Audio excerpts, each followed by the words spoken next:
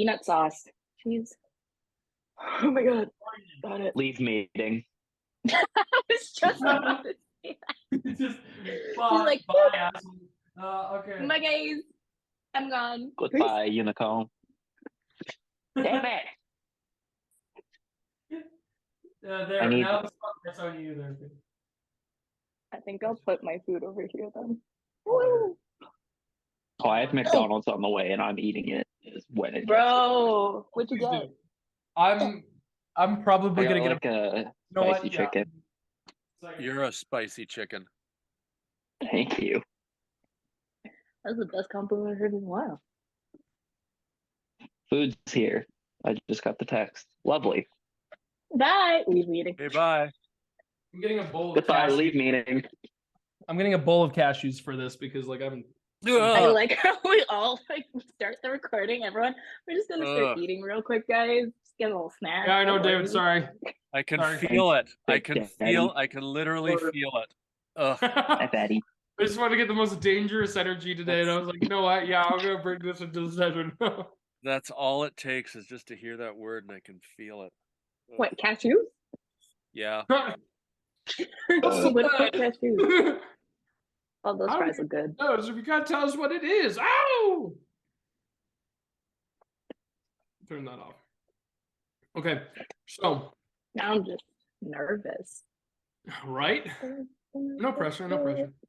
You're just gonna kill me. I know you will. Like my Periscope's gonna be dead. Not even like regenerate dead, just dead.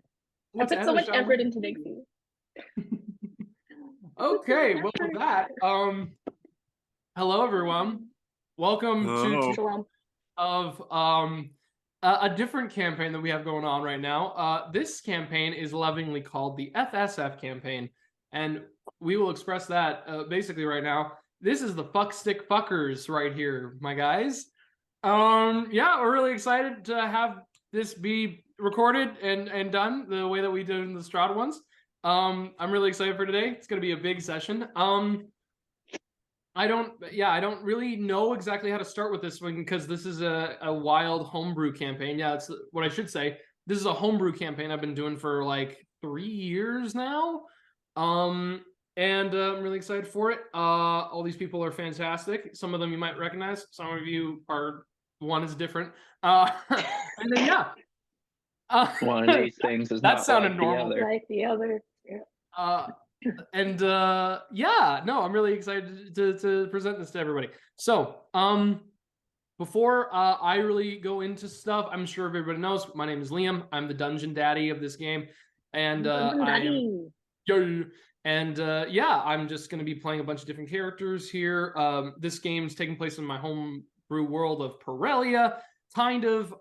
There's a reason for that kind of there. But before I go really into all my stuff, I will pass it off to my wonderful players around here. They can go in whatever order that they want to just introduce themselves and their characters as well. I'll say that right now, I think everybody at this table is like level 7. But yeah, that's all I have to say. All right, I'm going to go first. I'm David Wilson. You go, David. I'm a teacher at McKinnon University in the Theater Arts program. And I am playing a character named Faelyn Naramore. And she is a wood elf ranger. And Faelyn is of noble birth. She was going on a quest of noble standing, of regal standing, and somehow, even she's not quite sure how, she got mixed up with these ruffians and has gone way off course into various realms that are really not conducive to elves in any way, shape, or form. She cares. She cares about helping her peeps, but she also feels a little distant and not quite as connected to this group as she is used to being around her elven folk. So that's Faelyn Naramore. I will say one thing too with David introducing himself. David is somebody that I brought into this campaign as a guest player for like just one session, and like 2 years later now he's now been here consistently playing with all of us now. So that very much is in line. He came in as a guest, I think, a year and a half in, which is awesome. Yeah. Faelyn has main character energy. She did. She's dead. Thanks, everybody. All right. Padon, you want to go next? I mean, sure. As you're eating. My name's Padon. I don't know if whoever's watched the other campaign, I have no idea, but I play Zummyar in this one. He's a very, very large Furbolg monk, like large even for Furbolg standards. But he's just a sweetheart. He's very kind of socially awkward, but he loves the people he's with, and was kind of before and still on a mission to avenge his parents' deaths. Classic D&D trope, you know. My cat's meowing at me currently, so that's cool.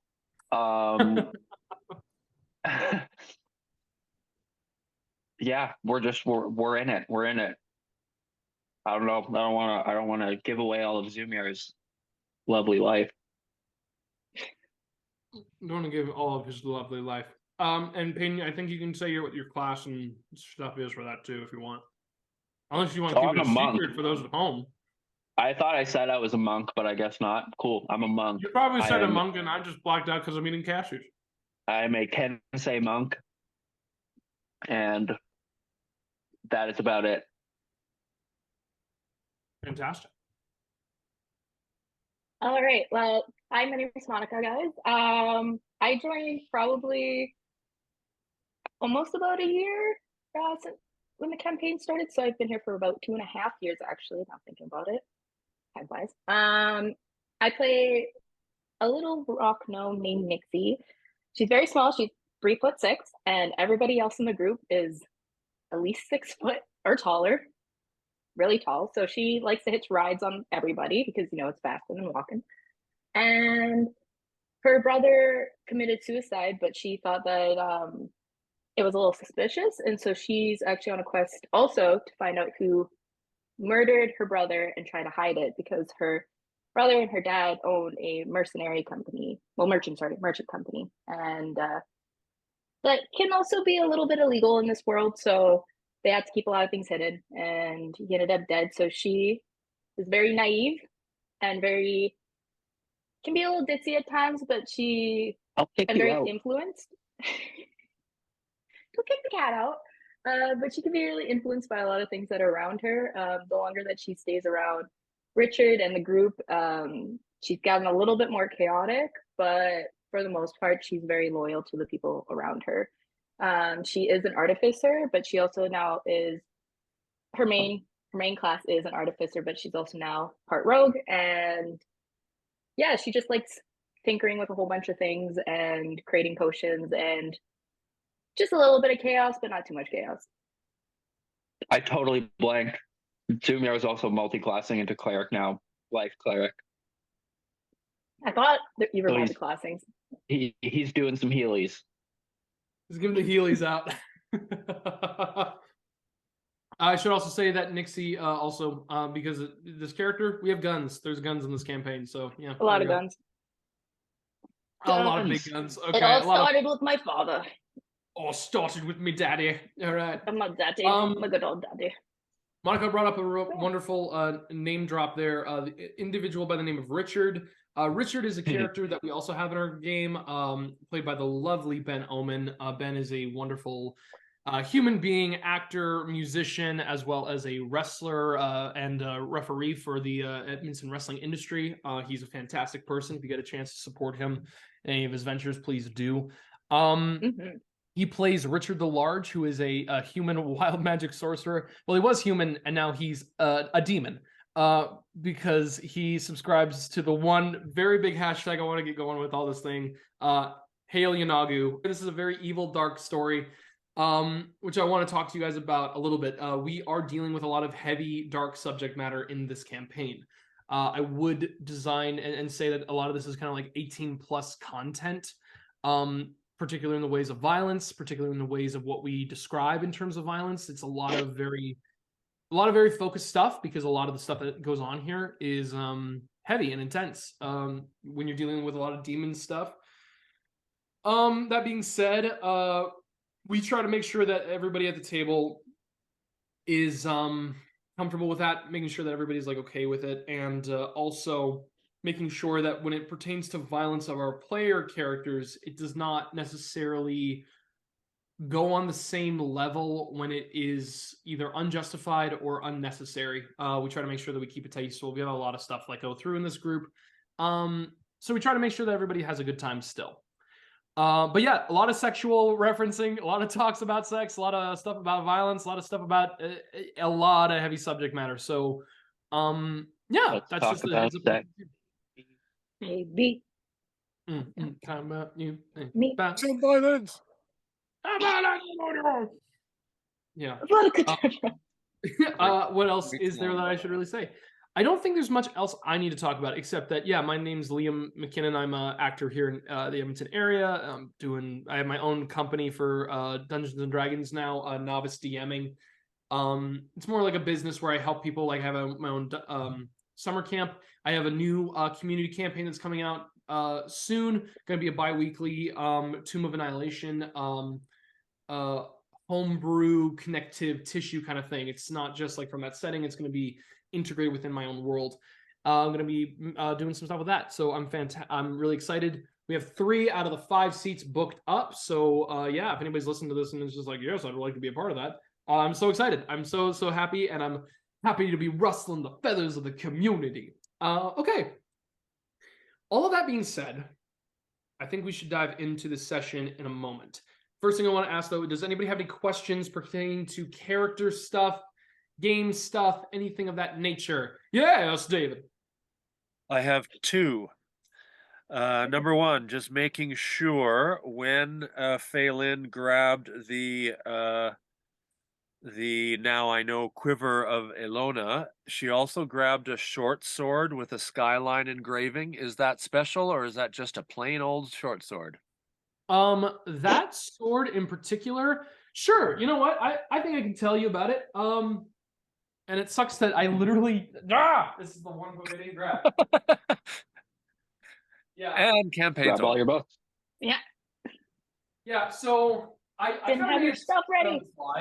I made a decision on the fly with this group because, I mean, we're already dealing with some pretty heavy subject matter. It's a lot of chaos, and it's a lot of things where it's like, I don't want to necessarily, there are certain secrets I'll keep to you guys, but a lot of stuff I just feel is like unnecessary, gonna elongate for the sake of just me being like, you know, up my own ass when it comes to like, yeah, I want stuff to be longer, like Jesus. It's a moon-touched sword. Ooh. So yeah, so it creates bright light in a 50-foot radius, dim light in another 15-foot radius when you sheath and unsheath it. Sorry, what was the last part? When you unsheath it, it creates light. So it's essentially Okay. Brilliant. Within 50 and dim extra 15. Okay, thank you. Just wanted to make sure. And my second question is Bye-bye. Yeah, right. You sent me, thank you, a explanation of the quiver of Elona. Yeah. Do I have 60, for instance, 60 arrows, 18 javelins, and a couple of bows and quarterstaffs? Like, do I have all of that, or is that I mean, you have your spinal bow, correct? You have that. Yep. Right, so you have that. You don't have all the contents that it says in there. You would probably have mainly the arrows, because you also put a bunch of arrows in it. So it's kind of Which like is when what you I got grabbed. it, you were putting more arrows in. So I think you have the equivalent of 60 in there. Okay. But like it only shows that you have like, it only shows like one sticking out. And you also have these special arrows. They're essentially arrows that are able to bypass magical resistances. Okay. So those arrows are, I think they are plus. How nice am I? I'm gonna roll a die to determine my niceness. That's fair. Yeah, I'm gonna say, and you can keep track of it for sure. I mean, yeah, Yep. I'm gonna say 18 of them are +2 arrows, Nice. which means +2 to attack and damage rolls. Wow. And then the remaining are +1s. Okay. So like this quiver is essentially one that was loaded up with a bunch of magical stuff from a magical armory. Like any other arrows you have right now, you don't have it. Once you fire these arrows, though, they lose. Like once you shoot them, they lose that. Yeah, and I can't. Yes, so grabbing them, they would be a normal arrow again. Exactly, and you just keep track of it, and I'll leave the math to you if you want to like choose which ones you want to use. Like if you want to use like +2 ones or +1 ones. Yep. You I can totally keep track of that. Okay, bypassing 60 arrows +1. The spinal bow. Yeah, so no javelins, quarterstaff, spears, any of that stuff. Unless I find one and then stick it in. Yes? I don't think you're going to be throwing any spears.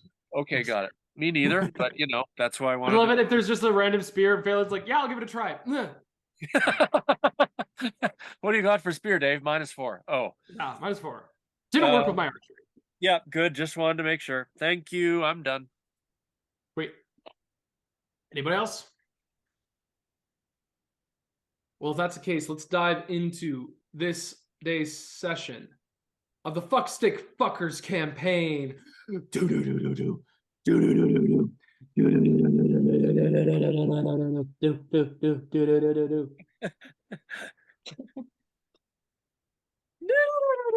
Very epic, Hayden. Well done. I love the facts every time. The Fuck Stick Fuckers. What can be said about this wild band of individuals that have graced the face of Perellia, and more specifically, the country of Emeria, where they first originated? Well, much can be said in the ways that these people have broken many aspects of what would be considered true adventuring in the grand scheme of it. Essentially a group of individuals brought together by random circumstance that started off in a small village of Quell, a place that was just, a standard typical fantasy, see what's going on at the tavern, opened up into violent brawling with the guards that were watching for one corridor, and they wanted to go through one door, and they said, we'll kill them to get through it. And thus the journey began.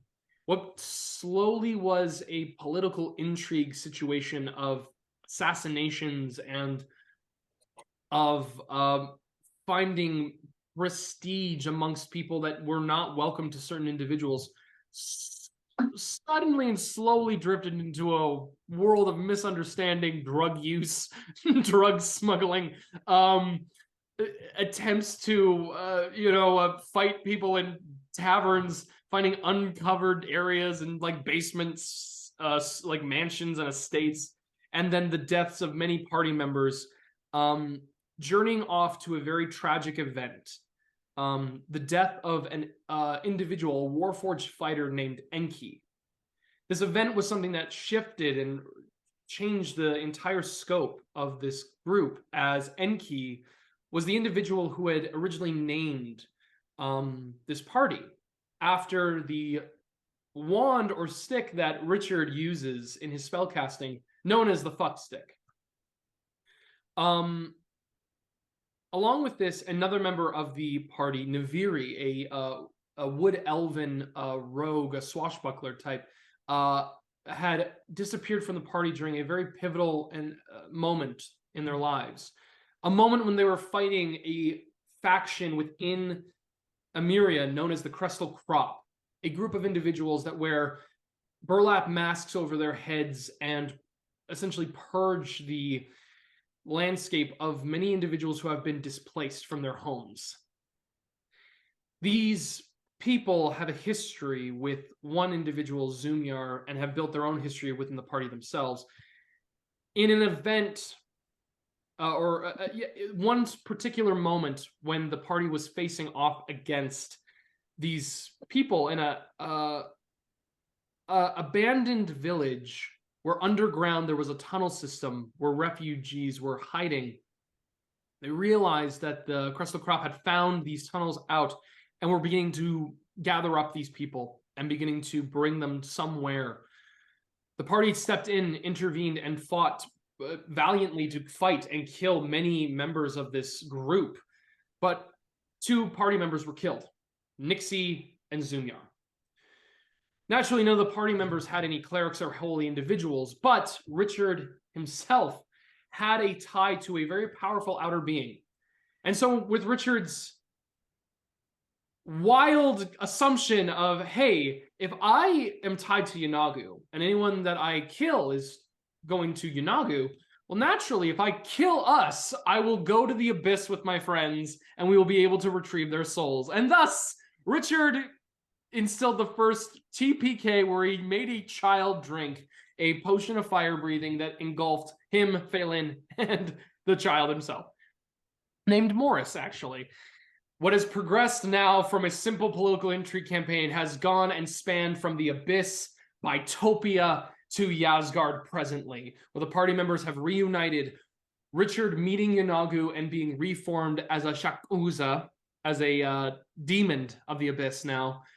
Zummyar making ties with the god Illmatter, the god of suffering and endurance, who was able to help him break from Bitopia during a holy war between dinosaurs and demons and angels.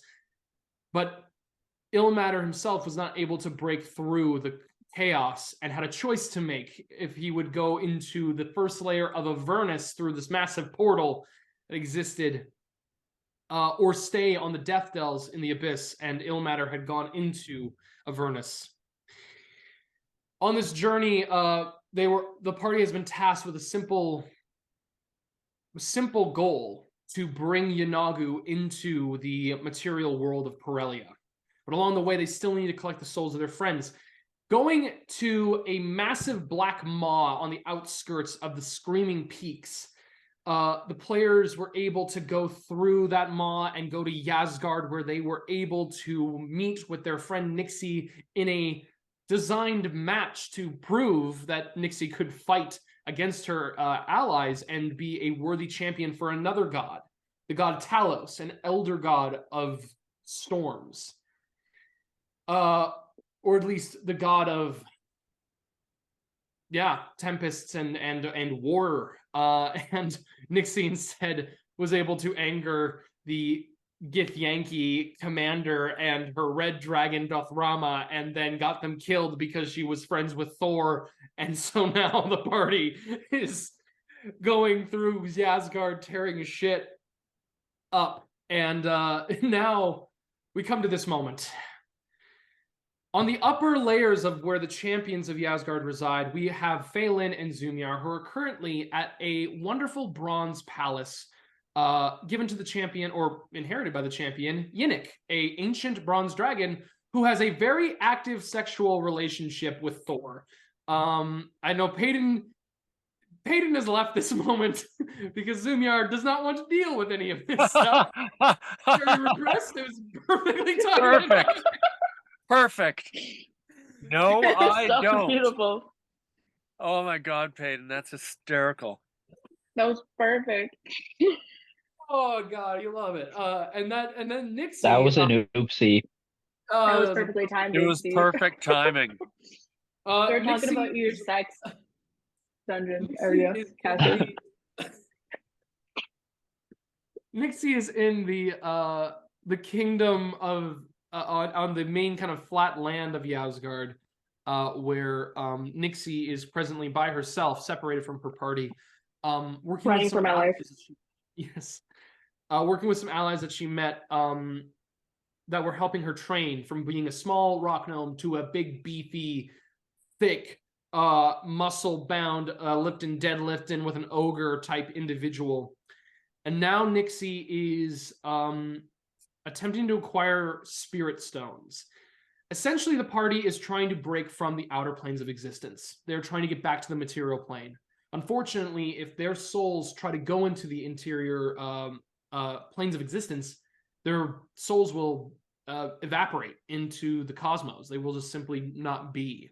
And so now they are attempting to grab spirit stones formed by Talos's chief, or one of the chief individuals who crafts these stones, a Dajini, who is given, who creates these stones to like polish them, refine them, and be able to present them to the armies of Talos so that they can attempt to break through the elemental planes and bring Talos's influence back into the material world. And naturally, Nyxi goes over there with her band to try and help them because they want to try to get her out of here. And they were able to successfully go into this small little workshop, get these stones, and Nyxi successfully realized that this Dajini was given to Talos by some individual who is a devout follower of what Talos believes. And this Dajini was able to be freed by Nyxi, and now Nyxi carries an urn with her that has a genie inside of it. The genie gave some... Slavery is wrong, okay? That's just what I'm saying. The genie recommended to Nyxi that she decide to leave one of the unconscious allies that she had behind. Nyxi did not want to do this, or did, but unfortunately, the one that she wanted to select was a very dear friend of another person. And so they didn't want to leave them behind, and so Nyxi would not leave them behind. So with a Kodal, a ogre, a veteran like trap keeper, and a orc captain, and your own little fairy dragon Diablo, and a genie in an urn, you all began to leave and escape from Talos' fortress before Dothrama, the red dragon, was going to intercept you. At which point, a gargantuan rock came from the sky, smashed into Dothrama, and this rock was seemingly like something that Richard the Large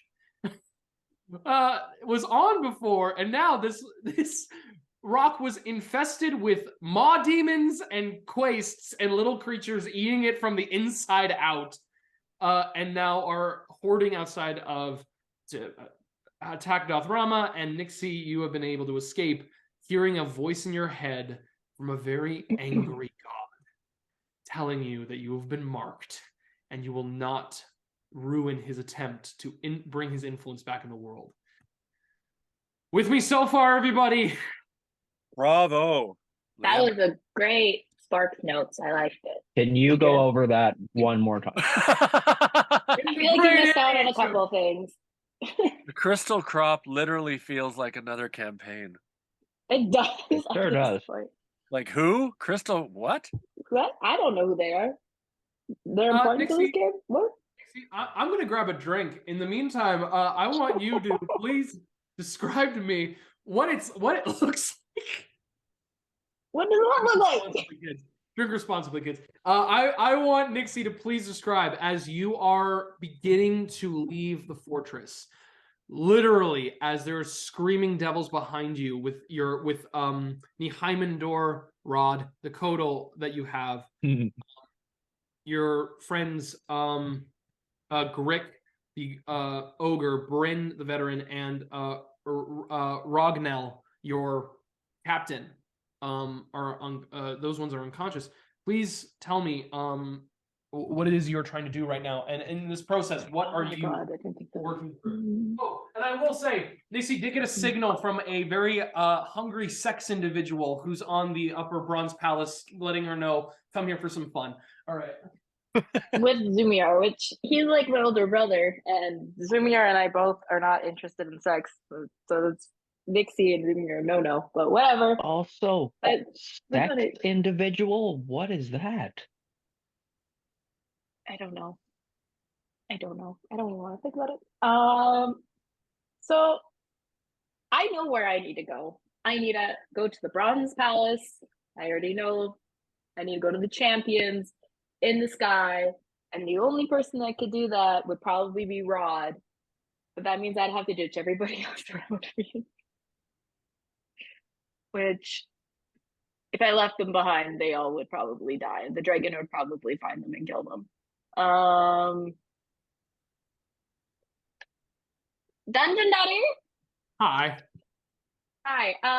Is there a forest near me, or is it just grass for as long as I can see? It's not even grass. You're presently on an open expanse of like a war-torn like battlefront area right now. Like it is Is a there any massive far-reaching trenches? expanse. I would say that you would probably get to some trenches, maybe, but the trenches aren't even part of the main castle because you're outside the kingdom. There's nothing here that's Oh shit. designed. Nothing here is designed for the idea of trench warfare. That's an entire other section of this flat, like ever-reaching landmass. Like that's off far away. This is the main kingdom where a lot of stuff is training, but they also don't want people to kind of like sneak in any way. Oh, so there's still like buildings and stuff around me. I mean, you're running away from where the main building is, which is the Yeah. kingdom. There's not buildings Behind me. outside of the walls. Like, no, you're dealing with a Okay, very... so but I don't want to stay in the kingdom. I feel like that'd be dangerous. Okay. Do I ditch everybody and take Rod and my little fairy dragon, or I feel like if I ditch people, I'm going to be cutting off a huge part of. Well, I'm they're just gonna targeted say now. all you had to do was leave one person behind. Now I you're gonna wanted to ditch leave everyone. him behind, but now okay. I mean, I wanted to leave him behind, but she guilted me, bro. She guilted me. I'm just gonna So you could have say left the other guy behind. I didn't want to because he also guilted me about leaving friends behind. And now you're gonna I leave already had them all 2 behind. lectures. Oh, fine, I won't. Okay, so I'm just gonna run. We're just gonna run straight and true. Continuously. We're gonna As you are fly. running off in the distance, you run, you see Rod beside you, like kind of like in his serpentine caudal form flying. And Rod speaks to you honestly, says, I must honestly confess, I really think that it would have been wise for you to have left somebody behind at this moment. And I must say that this is a rather daunting situation right now. I've never been at any point in my life put through such a rigorous, terrifying ordeal. I understand that this is a very pressing matter to go through, but I am hurting right now. I am hurting severely. Okay. I'm gonna just like whisper yell back to him. I'm like, what do you think? What do you want me to do then? Who should I just ditch in this moment? He goes through into your mind at this moment. He's going to do the detect thoughts on you before to like push through to your mind. Do you willingly allow him to or not? Sure. Okay. I'll let him in. So he goes into your surface thoughts and goes down deeper. Now I want to know what is the root of what your main concern is. Like, what is the central thing of Nyxi in their brain? What is the main thing deeper that she wants right now? What she wants is to get to the palace to meet her family, friends and family, but at the same time, she's most concerned about the people that she's, trained with for like many months, and if she leaves them behind, she knows that there's a good chance that they're going to die, and like not just regenerate, die, like their soul is going to be like obliterated because either the dragon will get them or someone's going to get them. But if they're left here with like super injured, they're just not going to be anymore, and then I'm going to create enemies, and I don't need more enemies right now. Rod pulls out of your mind immediately hearing, like, I mean, just the second that he gets that main thing of like what your main objective is to go, he was going to pull out. And seeing all that, he passes it by at the final moment. He tells you, he says, Nyxi, I appreciate your value for life and of those beyond the mortal planes of existence. You have set them up for failure. There is no way you can have one or the other at the same time. If you wish to reunite it with your friends, I can help you and maybe a few others, but I cannot help them all. You have not put us all in a good position. How many can you carry? He begins to expand in a serpentine form. You see large wings begin to outstretch like painfully as if he's like stretching out. He's formed into a giant eagle a lot today. He reaches out and says, on my back, if I'm able to maneuver, if I'm able to get us through the islands of Ysgard, I will be able to take at least 3. Or I can take you, and I can take the ogre.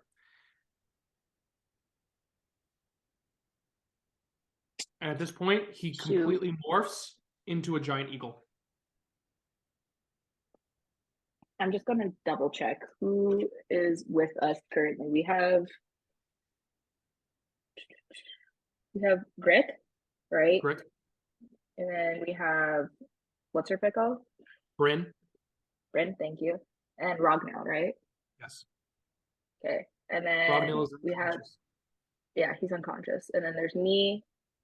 And then there's Diablo. And then obviously there's Rod. All right. Fuck it. I'm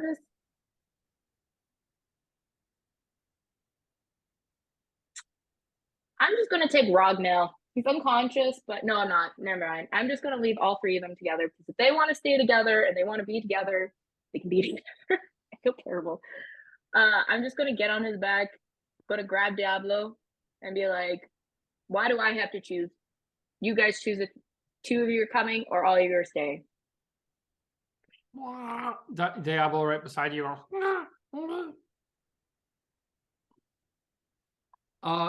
Brick being half conscious and Bryn shooting daggers in your eyes.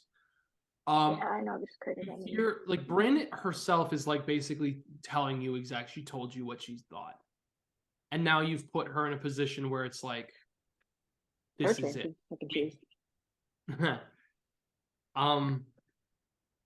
Grick, however, says this.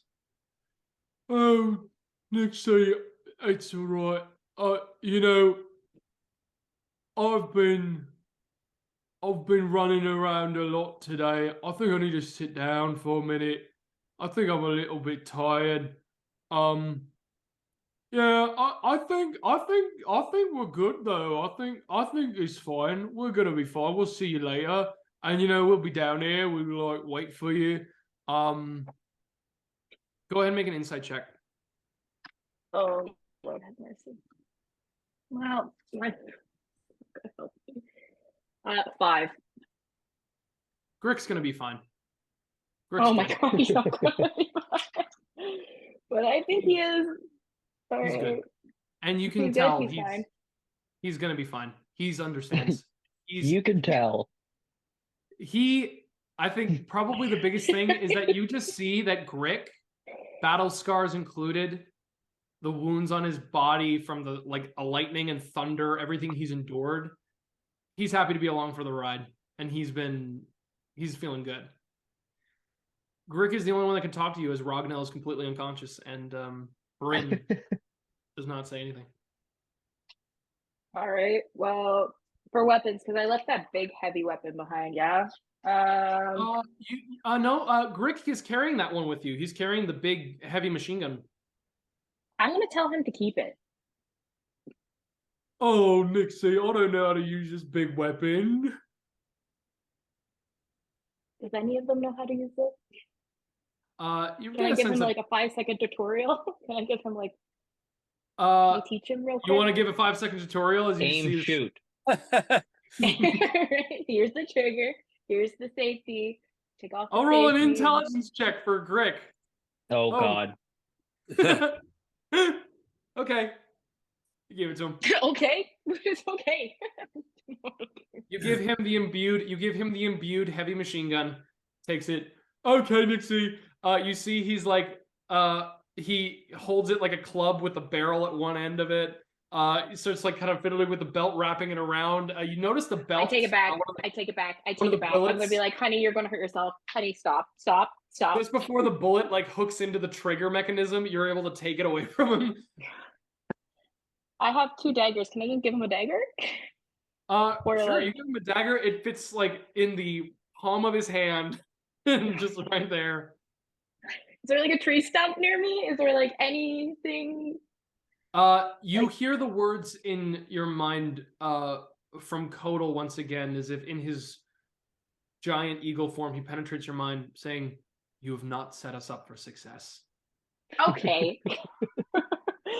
Okay. Nyxi is starting to get very panicky because she was never always put in the leadership position. We all know this. This was the first time she ever was really put into a leadership position, and she's panicking. So she's like, grabs a little dagger, just jumps on Rod, and just is like, see you sometime. And I'm just like, just go. Like, she's panicked. She's like, go, just go, just go, just go. So you Like, you leave a dagger in Grick's hand. You've taken the gun away from him, and because he's going to hurt himself. okay, you take off on Rod, leaving the individuals who allowed you to get what it is you needed to get, the soul stones. They took you You're to making where, me feel so guilty. and you make the decision to put yourself and those that you've come here with that have found you first. Rod knows where to go. It is the place that he went before, but left because for some reason he just was not able to go up there anymore. But now he knows where to fly. He knows how to take care of himself. And as Diablo holds on to you, you see the fluttering fairy dragon wings on his back as you begin to fly away. The last thing you hear is, "Bye-bye, Nyxi," along with a massive red dragon roar, thundering. I'm an asshole. And storm clouds bursting. You fly and fly past the Isles of Ysgard, continuously going through, seeing continuous battles on this landscape, making your way up to the rift. Go up.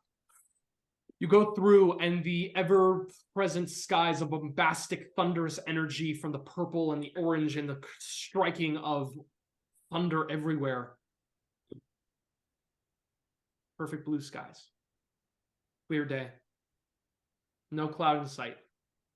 You see before you the Isles of Champions, featured with all great heroes, flying angels, Pegasi. Peace for this one moment.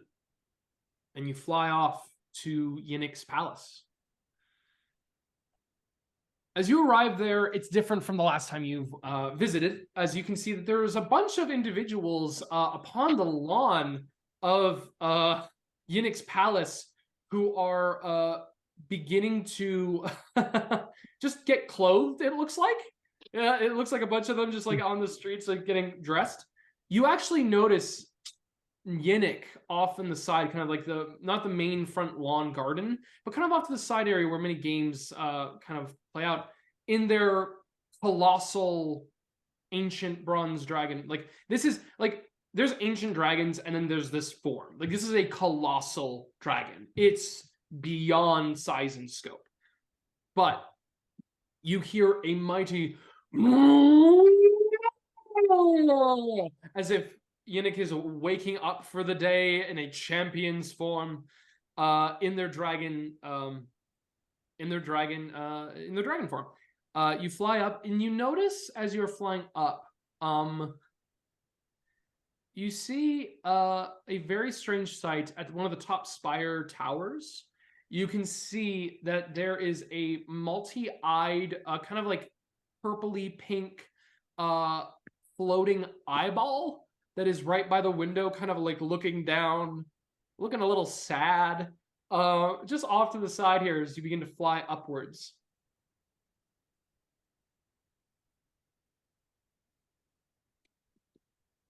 Do I know where Zummyar and Faelyn at all are?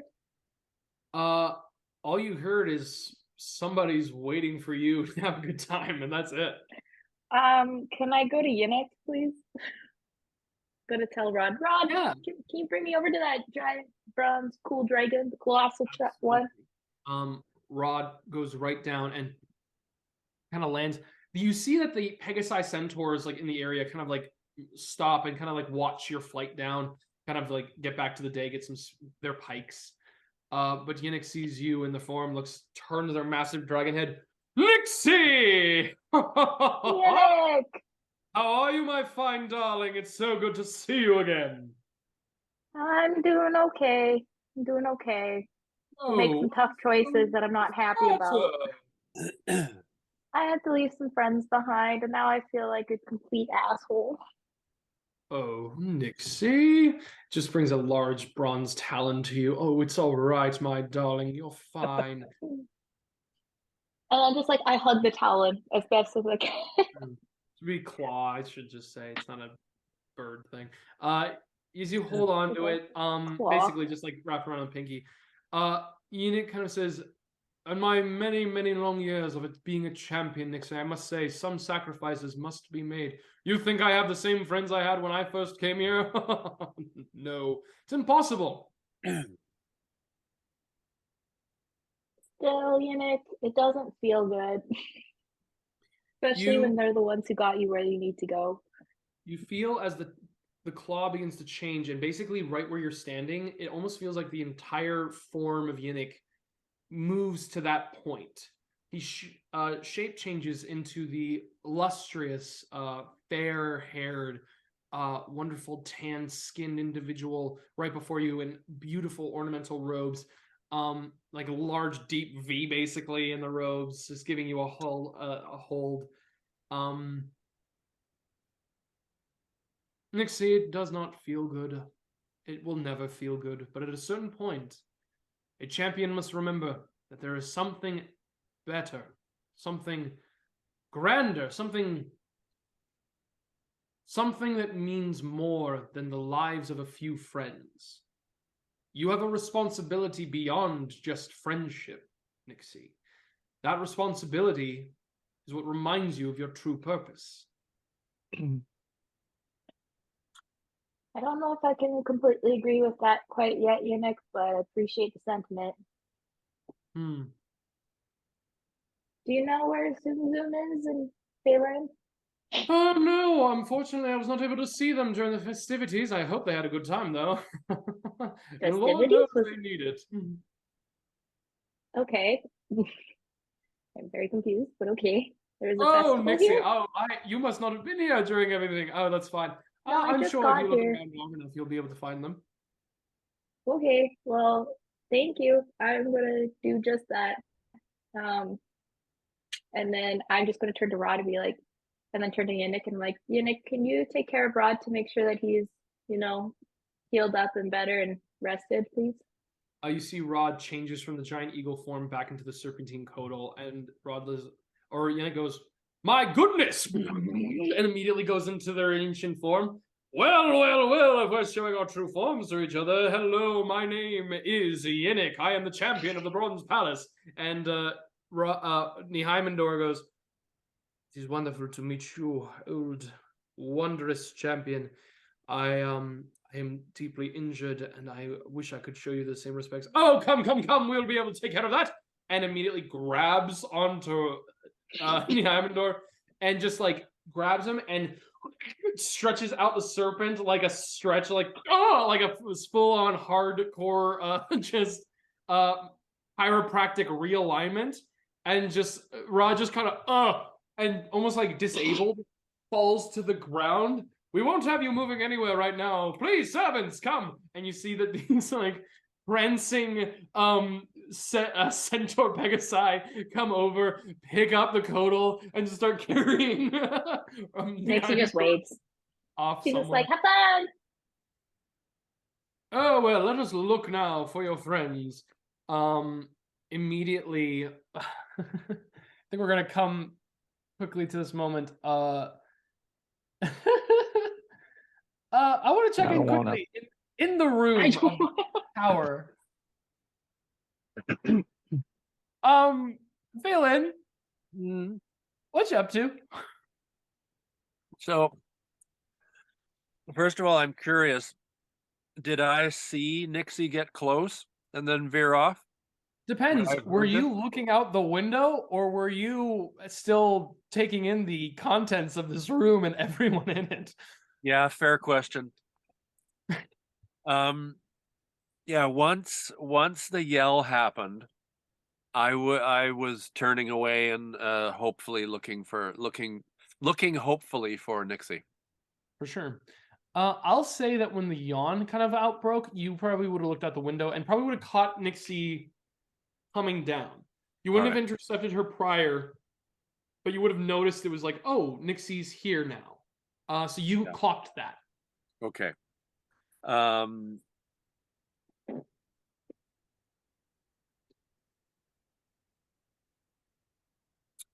I did not write down the name of the woman who we helped. You didn't ask her her name. Okay, good. So I look over at her and I walk over and get real close and caress her cheek with the back of my fingers and say,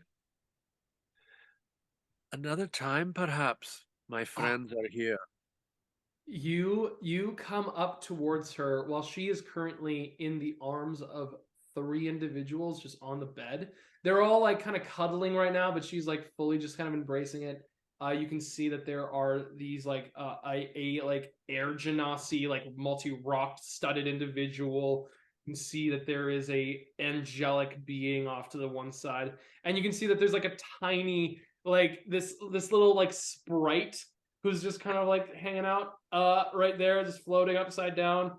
She's kind of flicking with her fingers, and she just says, she says to you, "Oh, my dear, you are more than welcome to be able to leave. I'm not going to put you in any position you don't want to be in. We just have to make sure we get this one here a little bit of an introductory course. I think it's something that's kind of a little bit of essential. After all, we did promise the young lady that we are going to have a good time, isn't that right?" And looks immediately at you, Zummyar, with like a biting of her tongue. Zummyar could not look more uncomfortable right now. Which is amusing Faelyn a little bit. Are you sitting or standing, Zummyar? Just standing uncomfortably. Doesn't know where to go. Doesn't know what to do. So once Faelyn Just sees that, standing there. she Doesn't takes, say anything when she says that. Just kind of does like a. Yep. So Faelyn takes pity now and rises abruptly and motions for the two of them to head out and find Nyxi. We ready to go? Perhaps. Yeah, I'm ready to go. Yeah. All right. Snirk. Where do you guys go? Do you go to the door or the window? Well, we Door. gotta get Meave, right? Because he's still just chilling out there. Oh, I forgot about Meave. Yeah, we go to the window. Apologies. Sure. You guys go to the large purple beholder just right outside. It's kind of like eye stalks low to the ground, just kind of sagging, just hovering. Hi, Meave. Can you please take us anywhere other than here?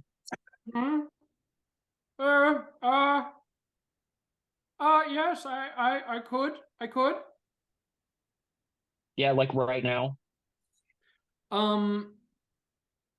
Meave kind of slowly begins to hover, but like backwards to keep his eye away from the window as he's like all of his eye stalks are focused away from the window right now. Slowly begins to back up, and you hear the voice of the elven person goes, "Oh, you're not gonna get on that thing again, are you?" That's exactly what we're gonna do. Okay. Well, I can understand why you would need to be putting yourself in with that kind of company. You don't like to be any kind of like physical touched basis. I see. You just like people to watch and stare at such creepy factions. But you know, so long as you're into Sure, the tongue, whatever gets me out of here. Meave. Yep. Meave doesn't say anything. He's not adding to the banter. You immediately, Zummyar, get hit with the telekinetic ray, and like up. Faelyn, you're able to go up on. And you guys see as Nyxi is walking across, Meave is just kind of floating there, really sad and just kind of like hovering. Ah, Meave, there's our friend. Could you please take us there? Oh, yes, I can. I can do that. Bless you. Meave slowly begins to lower down and closer. Also, Nyxi, you see the giant eyeball coming right towards you with its eye. You notice as the eye kind of slowly caresses your like not caresses, but like fixes kind of to where you are. The gun that you have loses its imbuement.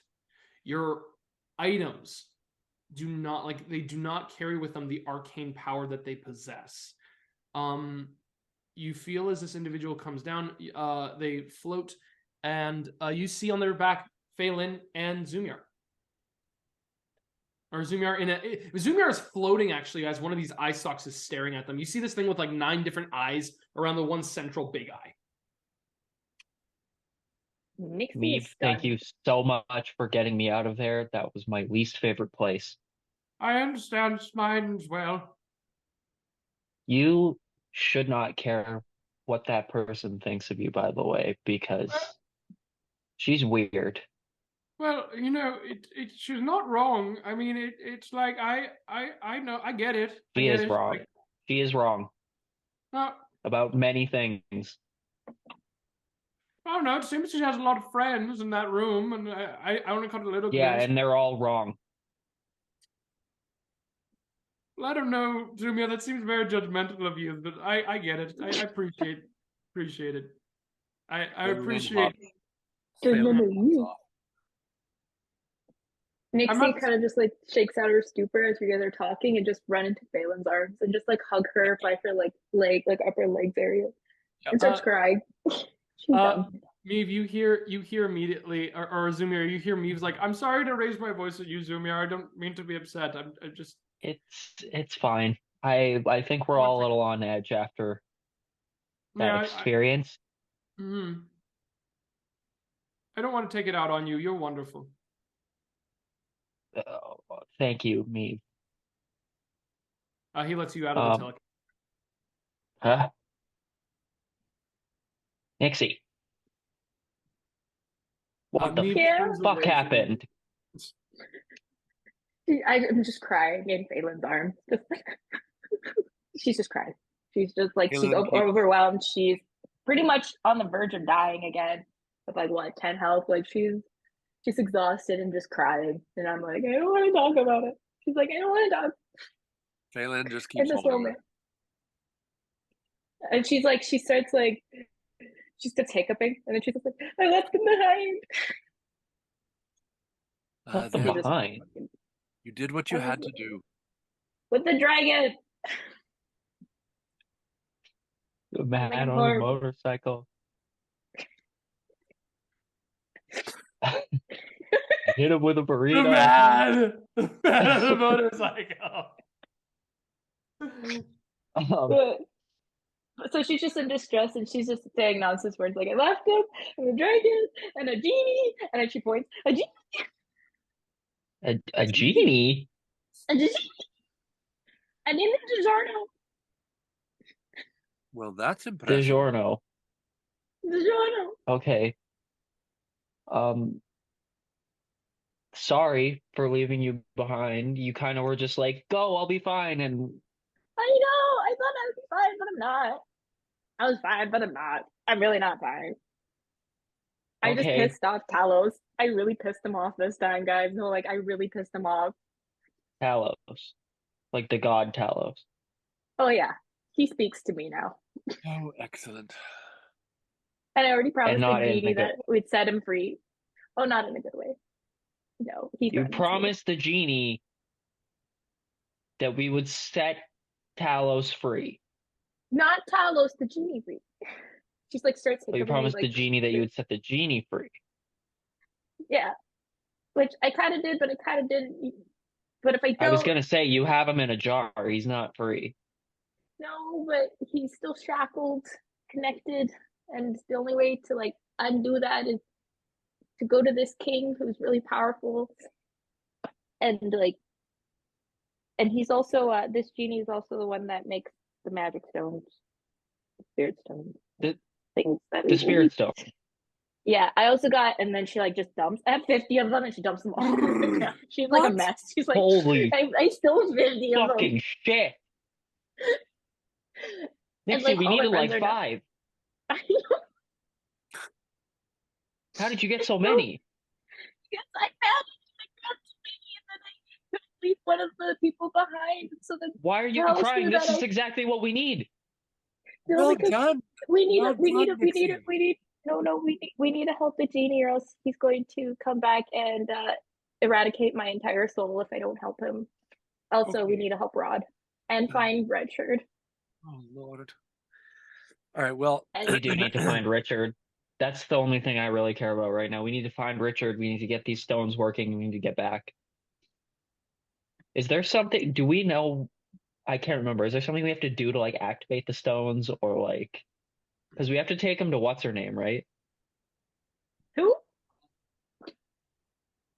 Petrova or whatever her name is. I can't remember. Yeah. The lady in the Yes. pocket dimension in the crater. Yeah. Yes, that is exactly it. And I'm remembering her name here in a moment. It starts with a wrote it P. I down, but swear on my life. Yeah, it is- I'm don't know if totally I'm there blanking. yet.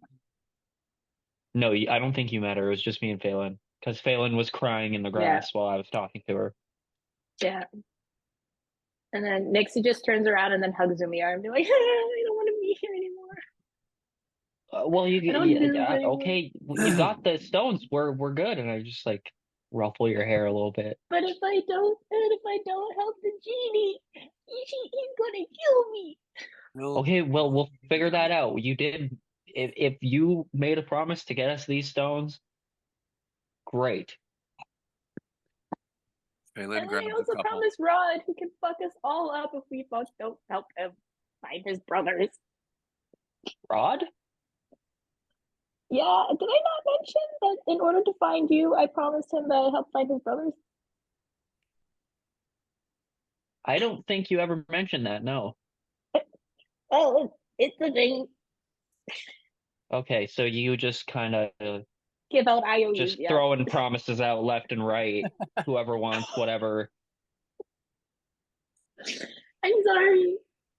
And she gets her big eyes, looks up at Zummyar with big eyes that are like tear filled. I'm sorry. It's okay. We're figuring stuff out. It's been Also, the red dragon I wants to don't know. eradicate my soul. Of course. Sounds like a lot of people want to eradicate your soul right now. A lot I'm of not people- sure. Because I went off by myself and I shouldn't have.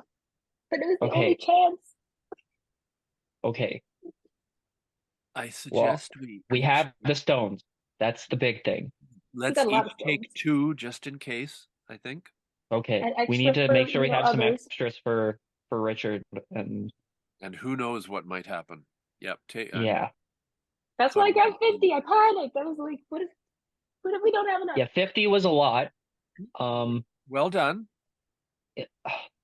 Okay, wait. We gotta get The bird. Is and Talos- by the way, the bird that Richard was on, that still burst into a whole bunch of wasps and bees and stuff, and was launched at the dragon. So Richard wasn't there, but the bird I think is dead.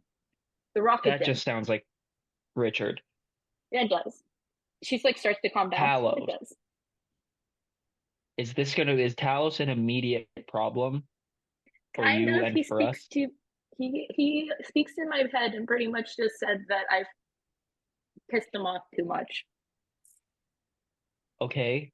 What did you do? Like, what was the final straw here? I stole his genie, the genie that makes his stones for his army. And then I stole 50 stones. And then we also killed his dragon and hurt his dragon many times. Oh, so nothing major. Oh, and his general, the lady, the Miss Hadamitati, she's still gone. She's still missing. Okay. Did you steal the genie to get the stones? Like, no, we could have. It was either I befriend the genie and help him out, or he eradicated my soul on the spot. And I didn't want to hurt him. Because he was afraid at that soul point. eradication. He was shackled. Um, He was like shackled to this god and this king, and he should be free. okay. Be able So to if do we get whatever he him wants. free, he's gonna help us with Talos then? Or like, No if we idea. get to the material I get plane? 3 wishes. I think I get 3 wishes. Boom, boom, boom. Okay. But I don't know if the last wish he goes back to being shackled, so I think we need to go and eradicate the king. Nyxi, go ahead and make an Arcana check for me, please. Arcana! What is my Arcana? +3. 14. You're dealing with elemental energy, which is not your strong suit. You're dealing with an elemental being who's the best you can understand about genies. They're really well respected and like they can be well respected nobility in the elemental planes of existence. Specifically, as you put his name, said his name, which was DiGiorno. DiGiorno. Yeah. DiGiorno. DiGiorno is Not delivery. DiGiorno is a Degenie, which is an air genie. So that leaves you to think that this individual was someone of note in the elemental plane of air. You don't know the scope of what the wishes are. This is powerful magic. You don't know anything about what the limitations are of this. You don't know what it will result in. You don't even necessarily know the full extent of the contract you kind of have set for yourself in this. I don't. Oh, interesting. Yeah. Okay. So I just know that not knowing the full extent of a contract is always good. It was last minute, honestly. Like, he was killing off my team. What else was I supposed to do? Did the rest of your team die? Well, I left him, and she's like sniffling. I left him behind for the red dragon. Oh, so they're dead. Okay. I don't know. I saw the lightning, and I heard the roar, and Bryn was glaring at me, and Rognell was unconscious, and Greg was still being sweet self. And I tried giving him a gun, and he almost shot himself with the gun, so I had to take away the gun. And so, yeah, I left on Rod. Okay.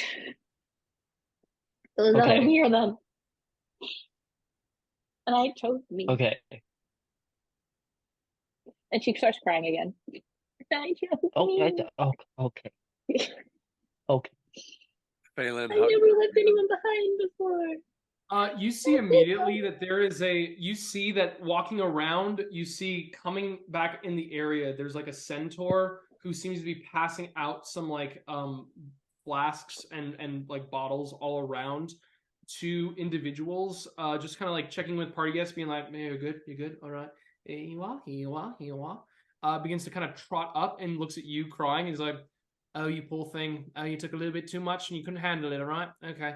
And he just goes right inside of his pocket and just goes, like begins to shake up this massive, like gorgeous looking, like glass, blown glass vial of red liquid that's like glowing as he reads it. And he passes it off to your friend. He's like, "Make sure you take this. It's going to make sure you fill you up with some really good nutrients right there. You're going to feel right at home, all right? Just make sure, okay, you pace yourself, okay? These things can get a little bit rowdy. Don't take more than you can handle, all right? Just don't do it, all right? There's no shame in saying no. There's no shame in it." And just begins to trot off. Nyxi kind of just like takes it and starts drinking it. For sure. You get the benefits of a supreme healing potion. So you roll 8d4 plus 8 and you heal that much. 8d4 plus 8? Mm-hmm. Okay. Sorry, I just had to double check that. Zummyar is just pacing back and forth right now, trying to figure out what the next move is. He sees the stones 21. And knows like this is the ticket back. Like this is it. Mm-hmm. And he's just kind of freaking out right now. You have the stones now. Palomina, the enchantress that you spoke to. She said that she would be able to get them fixed onto you, like be able to specialize the enchantment and make sure that they were prepared specifically for you guys to like have them and have the resiliency to be able to maintain them when you guys are able to connect with them. So yeah, actually, just back to the crater. I was just gonna say just before, so I know that these are legit. Can I activate my amulet and see if it? Yeah, you activate the locate object. Immediately, all around you, every one of the 51s light up, and the stone is lights up in a beautiful sound. Okay, yeah, these are real. Okay. I say we go right to Palomina, take these, and then we got to find Richard. But I think our first step needs to be to take these right to her. Zummyar, agree. your personality that was infused within this thing to make it a sentient item, that longing and that desire, that drive to get something for your friends is palpable in this moment. Like it is the forefront of your innermost thoughts. Yeah, we can't leave Richard behind. Absolutely not. But this is our ticket out. This is it. Can we trust? Can we trust who this person is to hold our stuff? Yes. Yeah. What if they use it for bad? I've been stabbed in the back way too many times. Okay. We take some, give them to her. We keep a few for ourselves to make sure, just in case something goes hinky. Okay. I feel Okay. good. She's like, what is this juice? Is there enough for me to put into like empty vials? Called mommy juice. Not if you consume the whole thing, no. You can use the vial for Can yourself. I find a set? You can use the vial for yourself. Can I hunt down that centaur? Can I hunt down that centaur? Sure, you could. You see that centaur is... She's a little indignant. You see I that see Nyxi centaur trot is... off, and I'm like...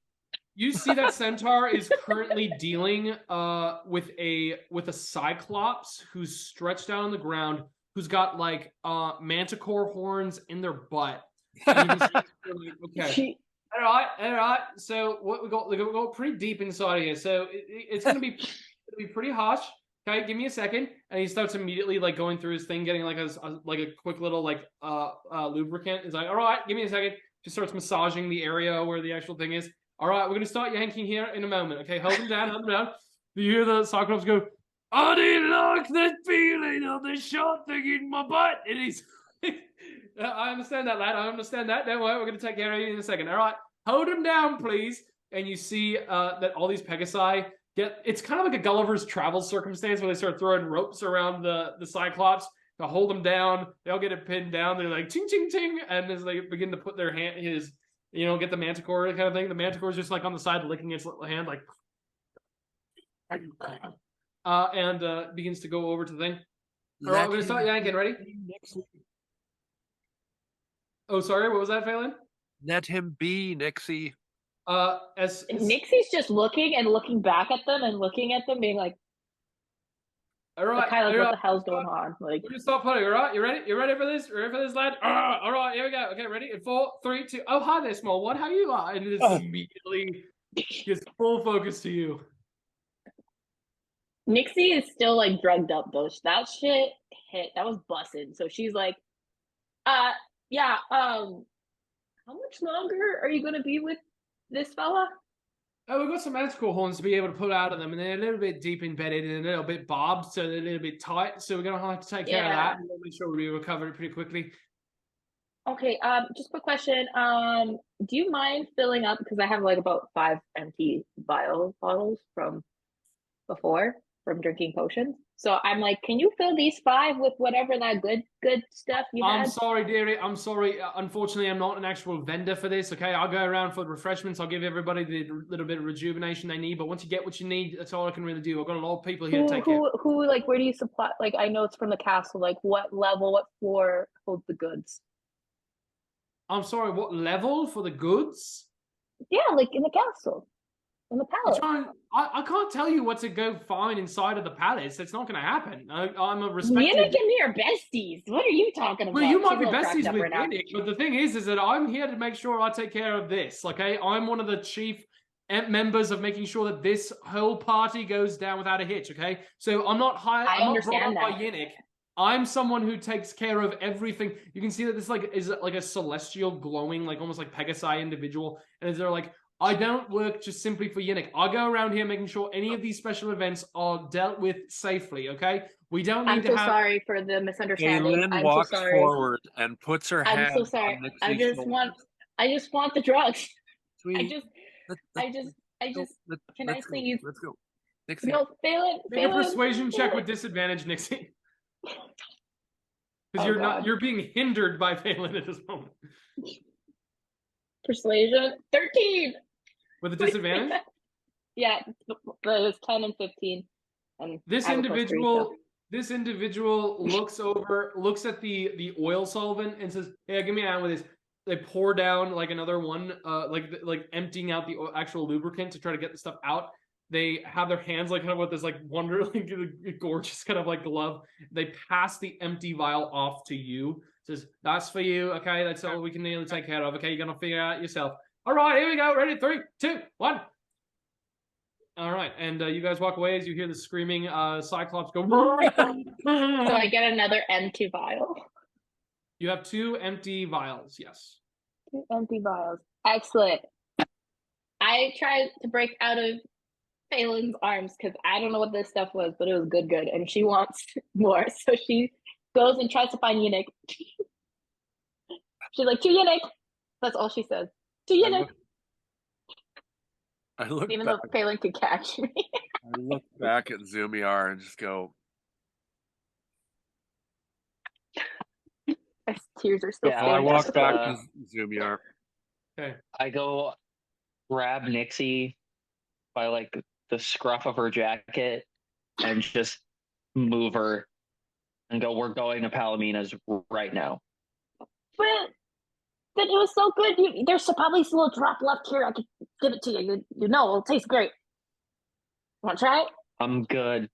You take it. You probably need it more than I do. And I'm trying to like suckle the little like glass. I grab 2 extra stones, so Faelyn has 4.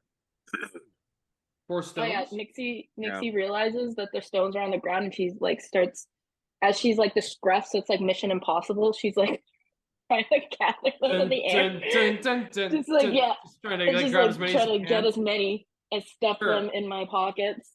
I say, And then I'm just gonna like throw her on my shoulder. Sure, I say you get like 4 We have with stones! you have 4 stones as opposed to just 2. There's so many more stones. Do you see the stones? Zoom. There's so many stones. No. We're fine. We're going to Palomina's. She's gonna get these stones figured out for us. And we're gonna go back home. Home. Right. Home. Right. Home. Nyxi Nyxi's just hysterical at this point. Nyxi, I want you to go ahead and make a charisma saving throw for me, please. What is my charisma? Make a drug addiction saving throw. 15. The moment that Zummyar kind of reminds you about home and says that, you kind of come back to this moment, pulling back of, right, this isn't real, or at least this isn't your real true existence. Like this is a fleeting moment. This is a passing moment, but this is not. It's reality, but it isn't home. Like this isn't your life. Like you talking with Yannick. Yannick is not, your mom or your dad. Thor's not your dad. Rognell's not your brother. Brick's not your brother. Those people aren't what matter. You come back to that and you allow yourself to kind of remember how you got here. And as you feel Zummyar pulling you away. Where do you guys all go at this moment? What are you all looking for? A way to get to Palomina's. Okay. That's all Zummyar cares about right now. Nyxi's kind of just slumped on his shoulder now at this point. She kind of calms down and just slumps. Just settles into the shoulder. Wants to be carried away.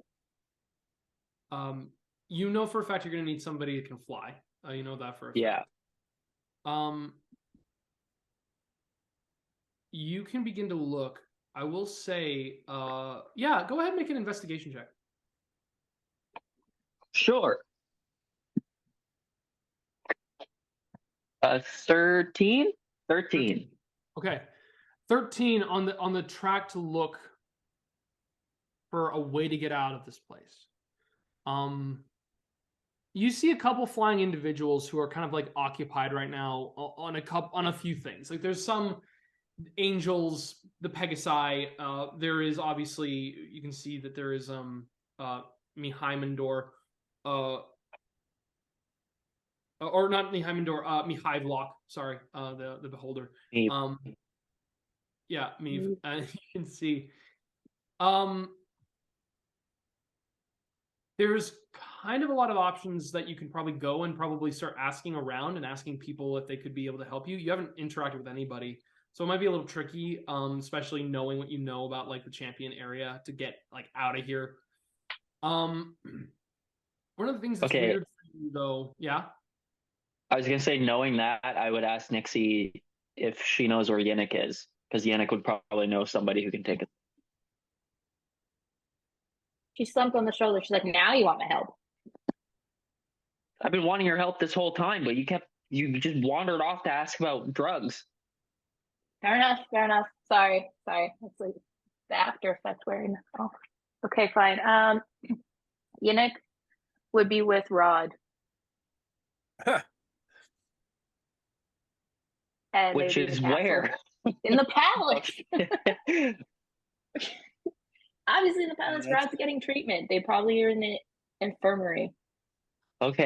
Zummyar, you with your investigation check can see that there is a colossal ancient bronze dragon far off in the front lawn area here. Nyxi's not aware of this right now because they're completely in the stage. What happened was Rod was passed off to some attendants, and Yannick is like going off on the grounds for their morning. Nyxi doesn't know what's going on. Nyxi doesn't know what the fuck is going on. Hey, she was roughed up, okay? She was distressed. She was going through shit. She's still going through shit. I don't know if he went with him or not. So you see that I'm bullshitting, even though I don't mean to bullshit.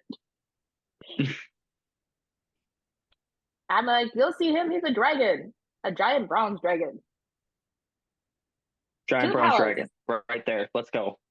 To the palace. And I just start walking towards the giant bronze dragon. Sure. Me? That's not towards the palace. You start making your way towards Yannick. You get about halfway between where the area is. Yannick is currently like speaking to a minotaur and some other individuals about. Seems that they're talking about the championship fight that Yannick got to actually participate in. But like because Yannick was so wounded from trying to help you guys yesterday, didn't have time to actually catch up with people. As you're walking, you hear cut through. It's not subtle. You hear a rumbling, rolling sound, a rumble coming from the sky. And you can turn Zummyar and see it, and then all of you can notice it. Clouds are beginning to pool into the sky, all centered from one fixed area. They begin to spread outwards, and you begin to hear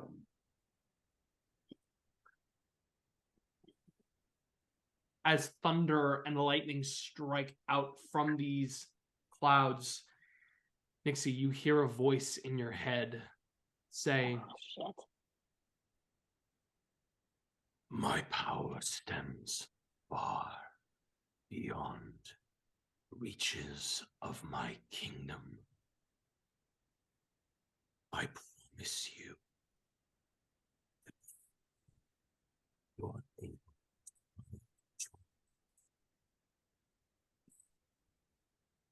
will be punished. Anyone know what's going on?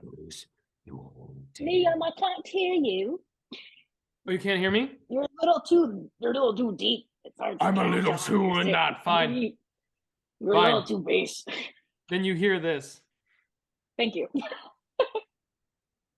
I made you a promise. Oh, hi there. Hi! I made Wait, you a second. promise.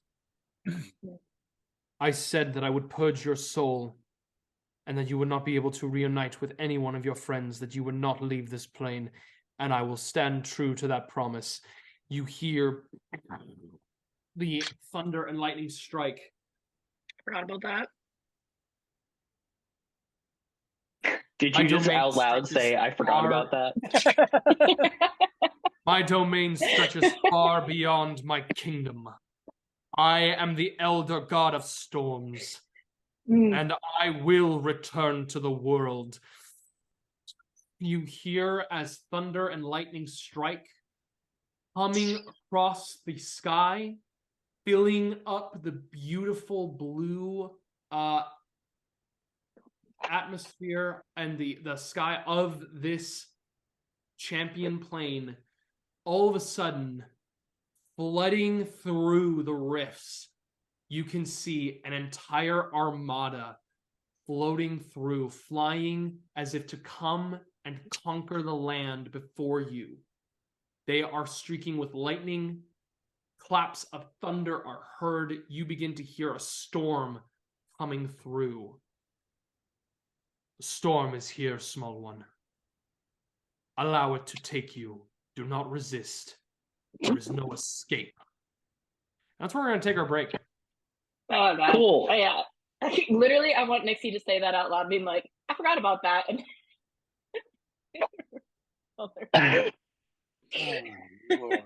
like in the middle of this speech, he's saying. You guys hear that pretty clear? You guys hear that pretty clear? Oh yeah, that was very pretty clear. I thought it was just me. I was like, is that a little foggy? And then yeah, like, and I was like, okay, so it wasn't just me. I was going to say something in a minute. Liam, that's when Liam realized that he was a tenor. I think it's your mic. When you go like really deep, yeah, it doesn't pick it up. Yeah. Interesting. That's fun to know. Like, sometimes he can hear you in and out, and like figure it out. But this time I'm like, I couldn't hear him. This time it's like, I'm sorry. Can you speak up, please? The thunder and lightning's really bad right now. Yeah, I can't. Got a bad signal coming through. I can't hear you through the audio. Can you please? He's like, I will. But shit, give me 1 moment, please. Doreen, can you help me with this stupid thing? Okay, yeah, no, I get it. Okay. Oh, so I'm supposed. Okay, output input. Okay, input volume registry. Right. I will destroy. Yeah, perfect. That was longer than that bit needed. Okay, yeah, we are going to take a little bit of a break here, guys. So get ready because it's going to pop off. I think I took those drugs. But I still only have a ring with 1 spell slot on it.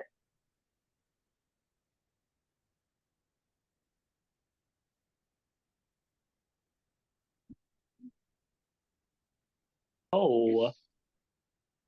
I don't know how it's going to work if we all have to make. I mean, if you guys have to. If we all have to make new characters. Richard comes back. What the fuck? Like, what? Who are these? Would rid the world of everything if all of us died. I have a character in the chamber if I need one. I don't. And it's glorious. Because I feel like that's jinxing it. I feel like you need backup characters. I feel like my brain, sometimes I'm just like, ooh, an idea for a character. And then I'm just like, I could do that. Fair enough. So you have this glorious character. Can I hear about it? Like a synopsis, like a Sparks Notes? Or is it a surprise? It's got to be a surprise if it happens, this one. Okay. This is a good one. Awful, evil devil worshiper. Yeah. All right. Addicted. His name is Richard, the extra large. Oh, the extra large. 3XL. He's about 700 pounds. He can't actually walk. Does he get around a wheelchair? He has a rascal scooter. There's a little basket. Please tell me there's a little basket. Yeah, there's a little basket where he keeps all of his stuff. I love it. Oh. No, that's not actually the character, but now I might have to make that character. You're gonna have to make get him like a walking stick to like if he has to get up, and it'll be his like the fuck stick like 2.0, and it'll be his walker. Richard the XL. Oh god. Well, that was a laugh and a half. I'm on a highway to hell. That's what I want Richard to like fly in on to save us. I'm on a No, there's lightning and thunder everywhere. It needs to be thunderstruck. Oh, thunderstruck. And he just comes through the storm clouds on like a demon rock that it is now because he's infested it with bees. Bees. Bees.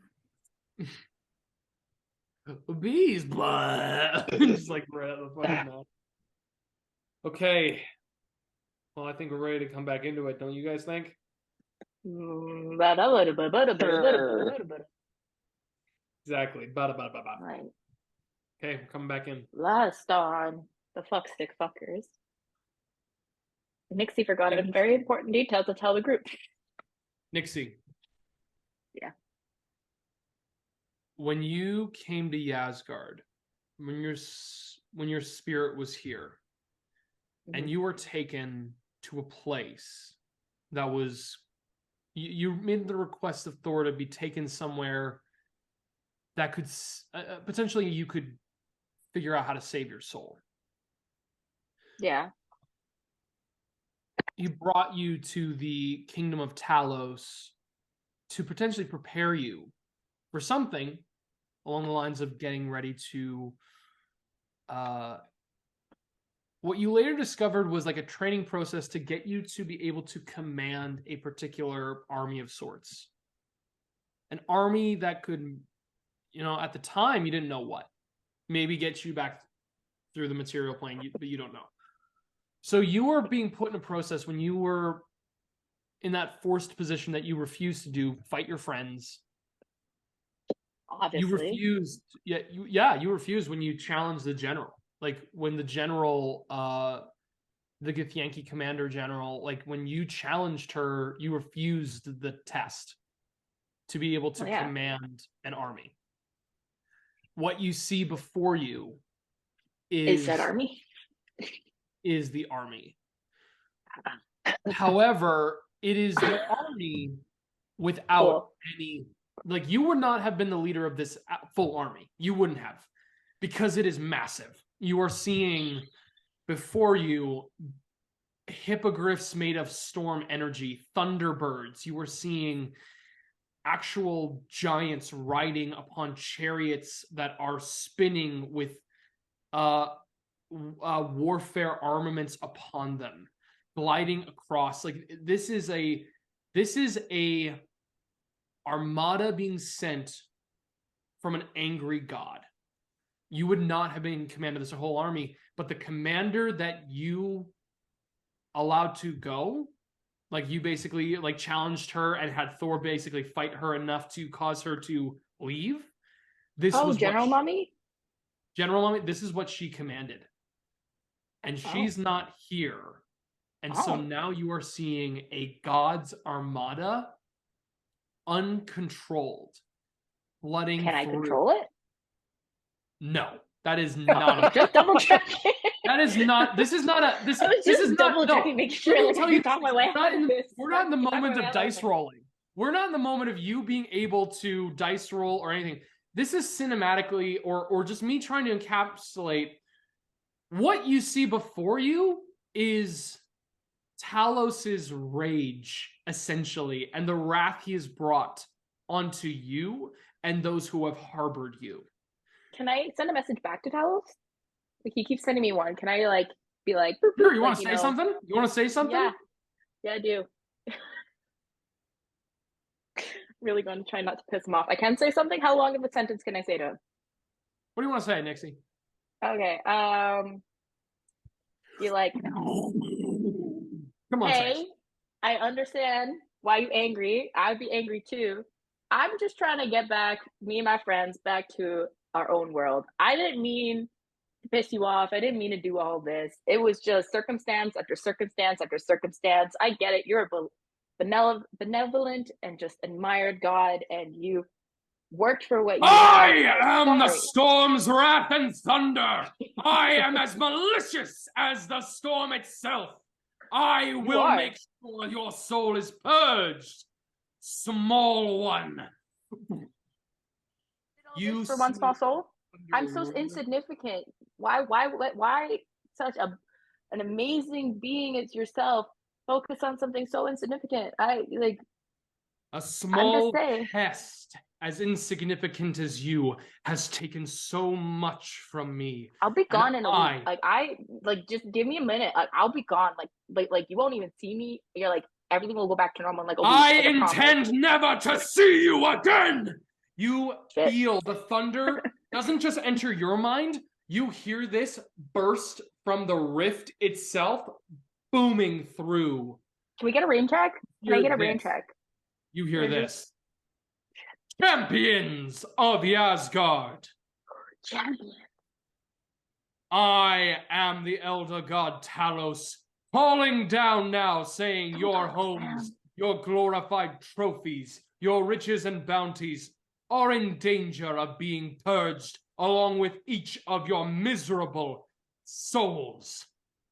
If you wish to hold the land you so covet, there is one such being that you must bring to my kingdom now.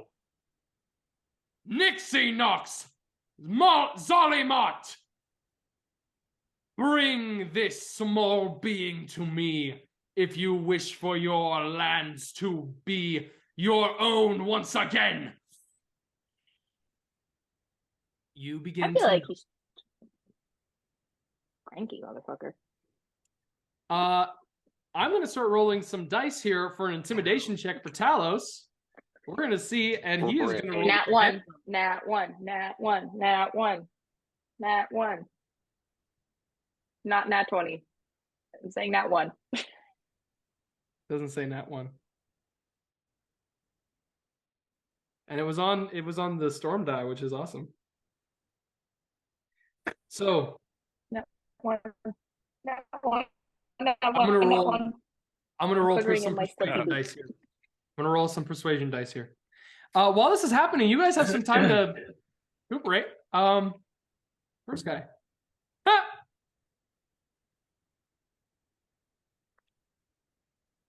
Hey, what are you guys doing?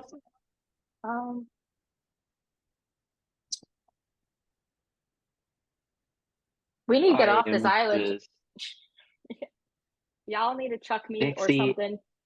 Yeah. What the fuck, dude? So sorry. I told you I fucked up. That's why I was crying so hard.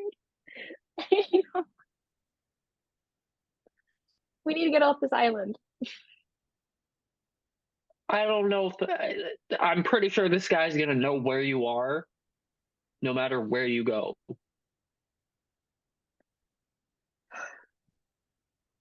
I'm about to die, aren't I? I'm gonna be gone forever. Faelyn, say something. I feel like the quietness from you is even worse. Well, it had to happen eventually. So Faelyn pulls out her longbow and waits. Okay, I need you guys to roll initiative. Oh. Oh. Eight for Faelyn. Okay, 9 for Nyxi. roll for Diablo 2. Unless you want Alright. Diablo just to go at the end of your turn. I'll roll now. Oh, And- he gets an 18. There you go. 13 for Zummyar.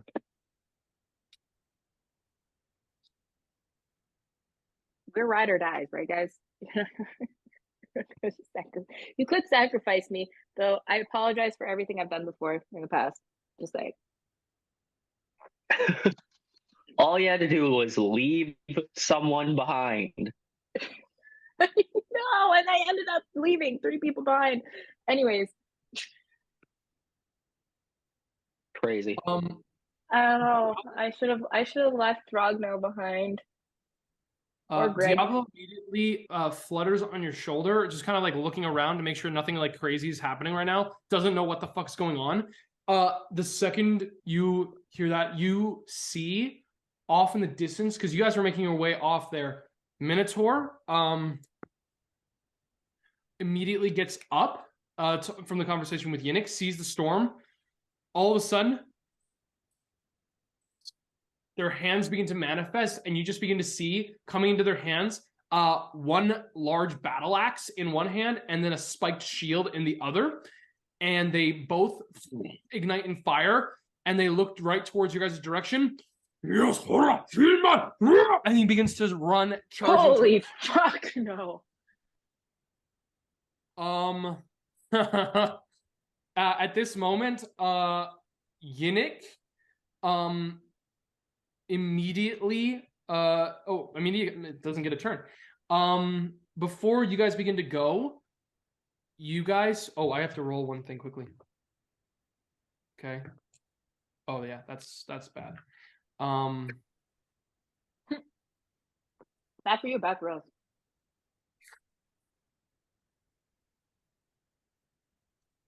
Nyxi, can you, what about the genie? Can the genie do something about this? I can try. It's not my turn yet. You guys feel as you guys are all talking right now, your spell energy goes lax.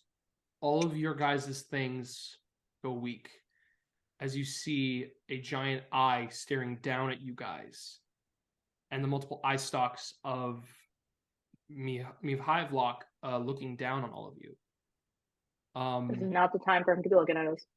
Oh, hello. Meave, stop looking at us.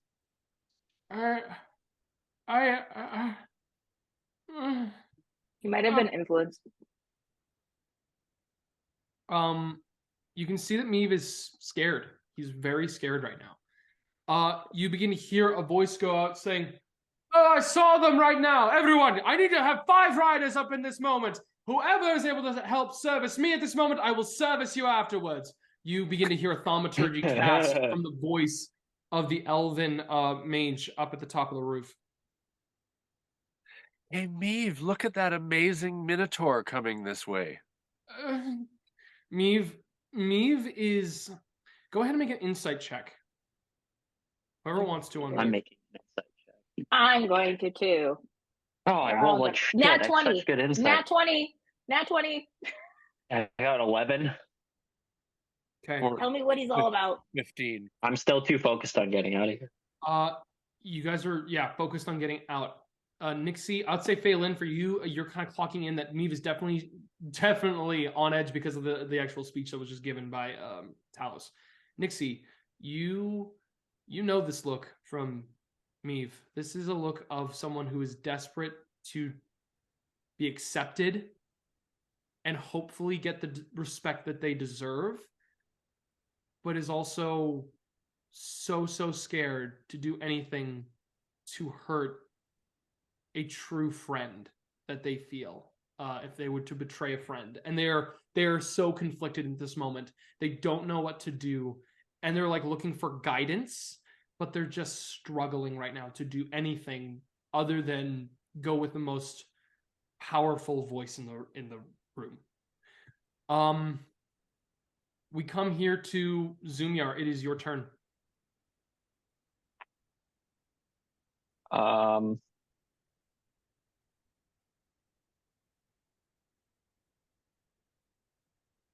God, I start running towards that Minotaur. You're going to start charging right towards that Minotaur. All right.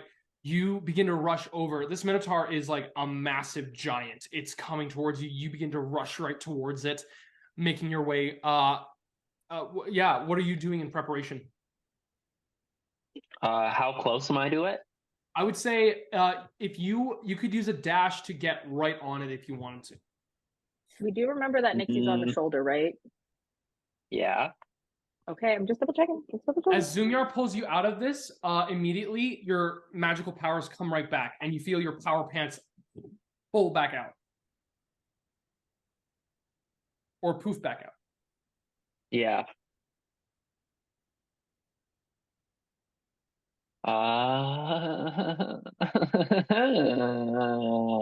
Just gonna wait. And I'm gonna look at Meave and just say, Meave, please help.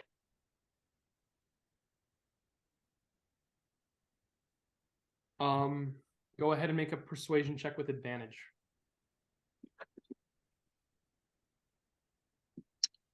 What the fuck was... do I have any bonus? Oh, 16. 16.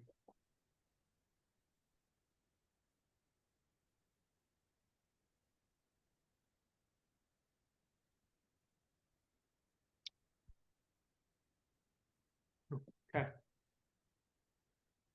All right. You square up to fight against this champion Minotaur.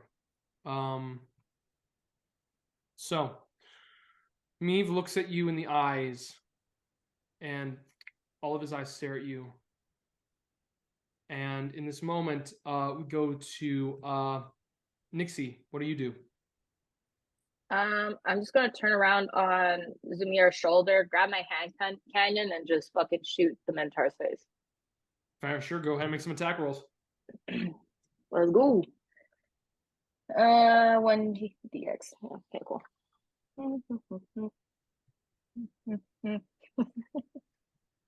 Okay. Grabbing all my dice. Give me a second.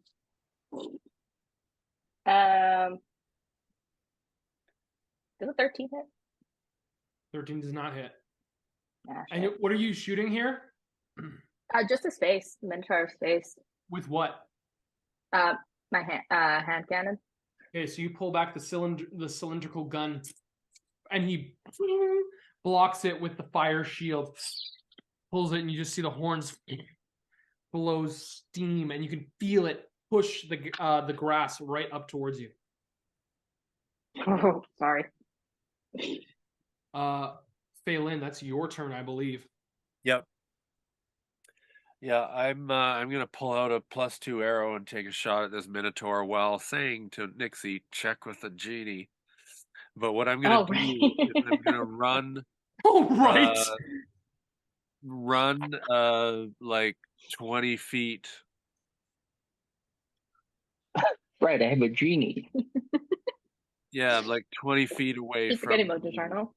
Does that help me get my mojo back? You actually have the mojo back fully because Meave has turned the focus fully to Zummyar. Oh, so that's you are right. good in the spot you were in.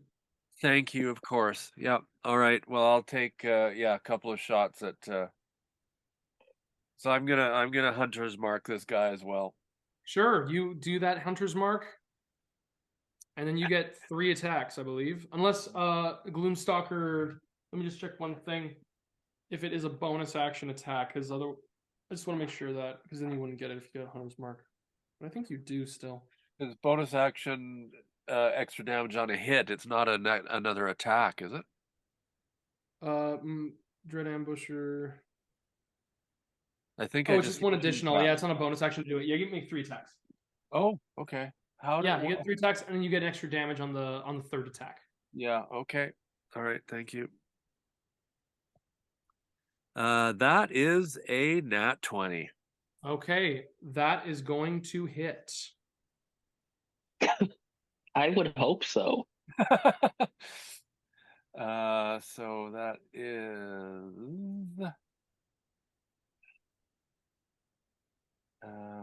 8. Okay, so you get to roll the hunter's mark die twice as well. yes. So 3 plus 4 is 7, plus hunter's mark 8, 9, 13 plus 2 for the arrow is 15 damage.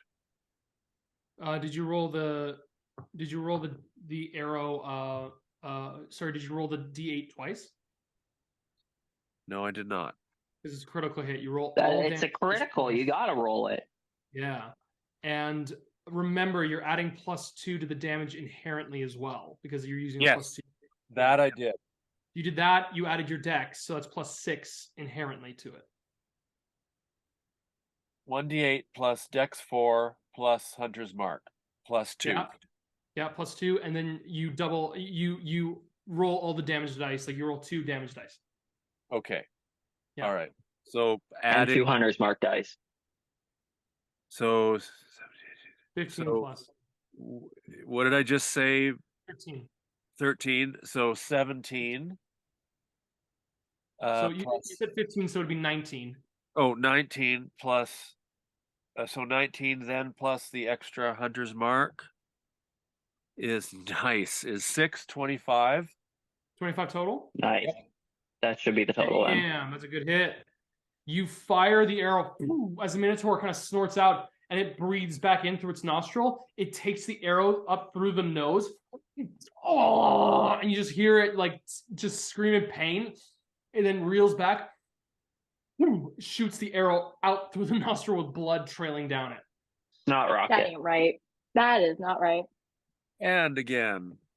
Do it again. 16 to hit. That That's hits. Oh, Do it again. Do it again. Fuck him up. Go kick his ass, Seabass. 6 plus 4 is 10. Plus 1d6 for hunter's mark is 3, 13, 14, 15. 15 points of damage. Right at the eye again. Right on the side like of the bone of this bull's face. In the other nostril. Yep. And one Now- more.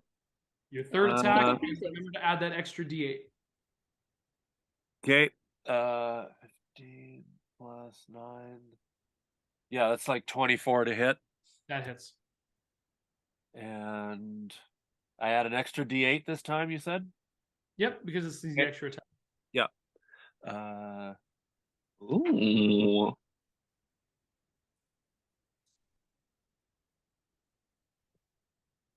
Which is nice. 11 plus 4 is 15. Plus hunter's mark is 2, 17. Plus 2, 19. Damn. Woo! Faelyn, you fire these another precise arrow right into this creature's pectoral muscle, digging deep. This creature didn't have a target before; it definitely does now. The first person to act is going to be, it's going to be Tezira. Tezira is the name of the wizard you guys did not, or the mage that you guys did not inquire about. She I calls was out. going to call her Susan. Fuck it, alright, I guess I just have to do it myself. And she casts fly on herself so that she can go out through the area. She begins to descend around and she begins to look and seek you guys out quickly. It's pretty crowded. She's going to have to get a few more rounds, I think, before she can really notice any of you. All right. That brings us now to Diablo. Diablo is going to do the dodge action and get the fuck out of the way of this Minotaur. It's like right by it. Yeah, that brings us now to the Minotaur. The Minotaur is going to do a charge attack. Let's see here. It's going to do this instead. The Minotaur is going to run past you guys and try to make it to Faelyn. But in the running past, he's going to hit you with a gore attack and then just disengage for you guys getting attack of opportunities. So he's going to hit us on the way through? He is going to And hit you on the way disengage. through. He gets 2 attacks. The gore attack is going to hit, I'm going to say odds, evens. It's going to hit you, Nyxi. Yeah. And he's going to make it a reckless attack. Oh, it's cocked.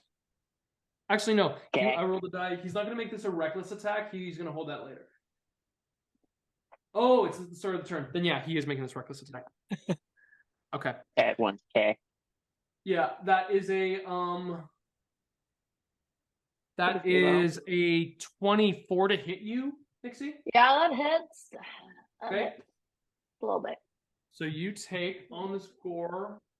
He's a huge Oh, no. Minotaur, not just a regular sized one. Okay. That's cool. Yeah. Fucking bragging. We got it. I need you to We make a got it. strength saving throw, Nyxi. Oh, God. Okay. Oh, 19? That succeeds. 9, 10. Success. You take 20 points of piercing damage as one of these horns runs right through you, and he pulls up and then immediately begins to rush towards Faelyn.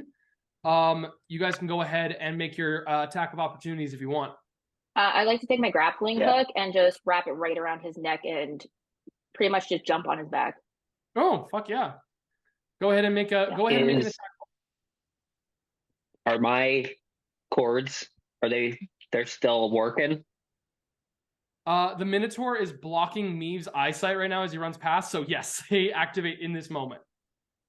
That was a nat 20. I'll fucking take it. That's a nat 20. You, I will say, deal 1 point of piercing damage as you are hook up onto this creature and are able to get around his neck. Yeah, you wrap it around. You're able to get up onto his actual back, and you get up on there. Fucking ride him. And mine is a 25 to hit. That hits. Just don't hit me. Oh, yeah. Y'all may hate me, but you 10 are damage. not hidden Faelyn. 10 damage total. Got it.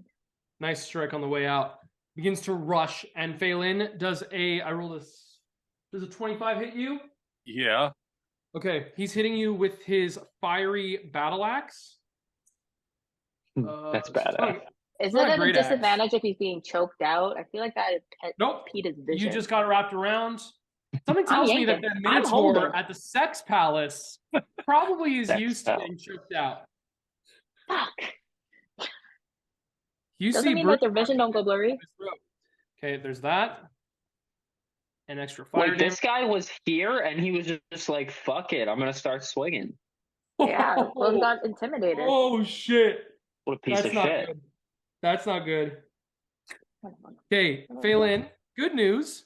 You take 15 points of slashing damage, and you take 18 points of fire damage as the battle axe scrapes across your elven form, almost like singeing your entire soul at this point. Why is it always fire in this fucking place? That then takes us to Meave, who looks at the Minotaur and like gets scared because it's right next to him. He is gonna fire off 3 rays. At the Minotaur? Yeah. Yeah, he's gonna fire 3 rays Fuck off. yeah, me. Let's see here. 1, 2. Fire those raves. Okay, first one, second one, third. They're all different. Okay, the first one needs to make a dexterity saving throw.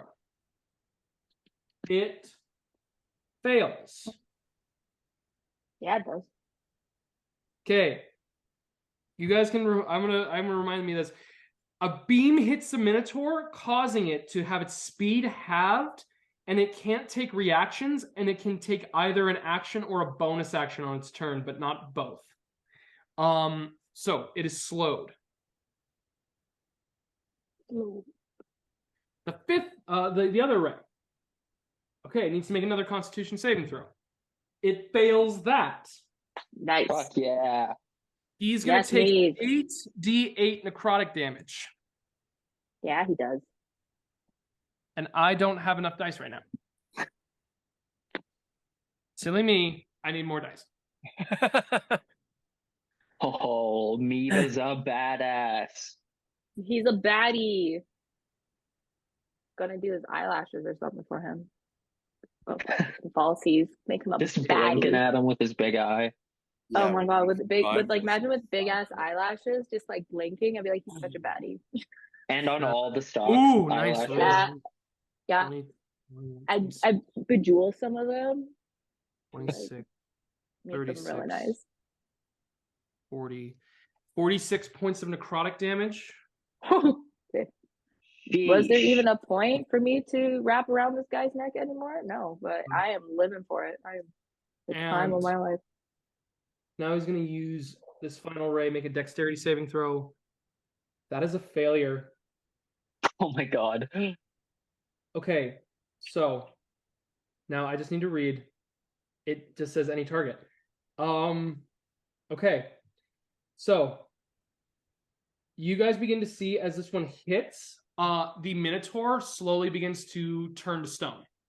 Like slowly his chest gets hit and stone begins to encapsulate where his arm gets in a fixed position. And he's like, just with his eyes. That's Meave's turn. He's still not down though? He immediately begins to fly away. Like he's like, and just starts to slowly hover away, like in terror at this moment. Zummyar, it is your turn. I just run right up to the Minotaur and just start swinging. Okay, your attacks, your attacks have advantage because he's currently restrained right now. Oh, I love that. Hit him, Well, Zimmy. that's Hit a him. natural 20. Yeah, boy. Fucking course it is. One dead Minotaur. And the second one is a 24. That hits. You have a bonus attack if you want to do it. Yeah, I'll do it after.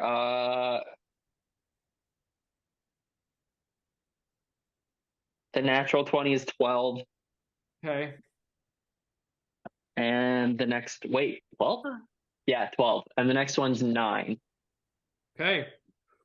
You just like punching the stiff-bodied Minotaur that like you can see its body is like sucked away a bit, like withering in this moment. Well, one more for One safekeeping. Make sure he's down. That's gonna be a 25, That's gonna hit. and that'll be 8 damage. 8 damage, Jesus Christ. This championship fighter is getting his ass kicked right now. Okay. Because of me. Thank you. Anything else with your movement? Because we have a good team.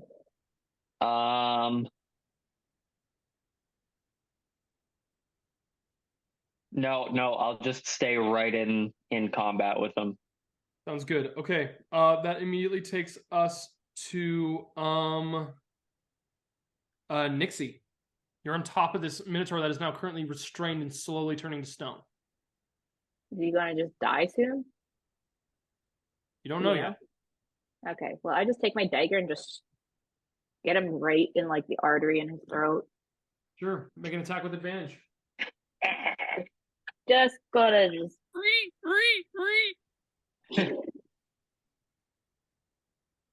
Does a 18 hit? An 18 does hit. Go ahead and roll damage.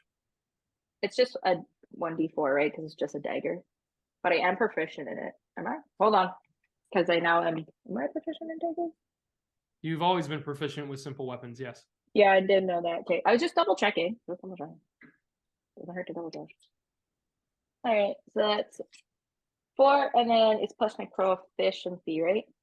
Nope, not at all. No, never mind. Just No, kidding. Just plus kidding. your- That was before. Plus your dex bonus. It's plus your dex. Yeah, sorry. 5. It's just 5. I had 1. Okay. Ah. You stab him right in the throat. Good shot. Let's see here. We hear a voice cut across the actual area as the actual storm begins to pick up. Yannick in the behind says, "Oh, Nyxi, what did you do?" It's a good question.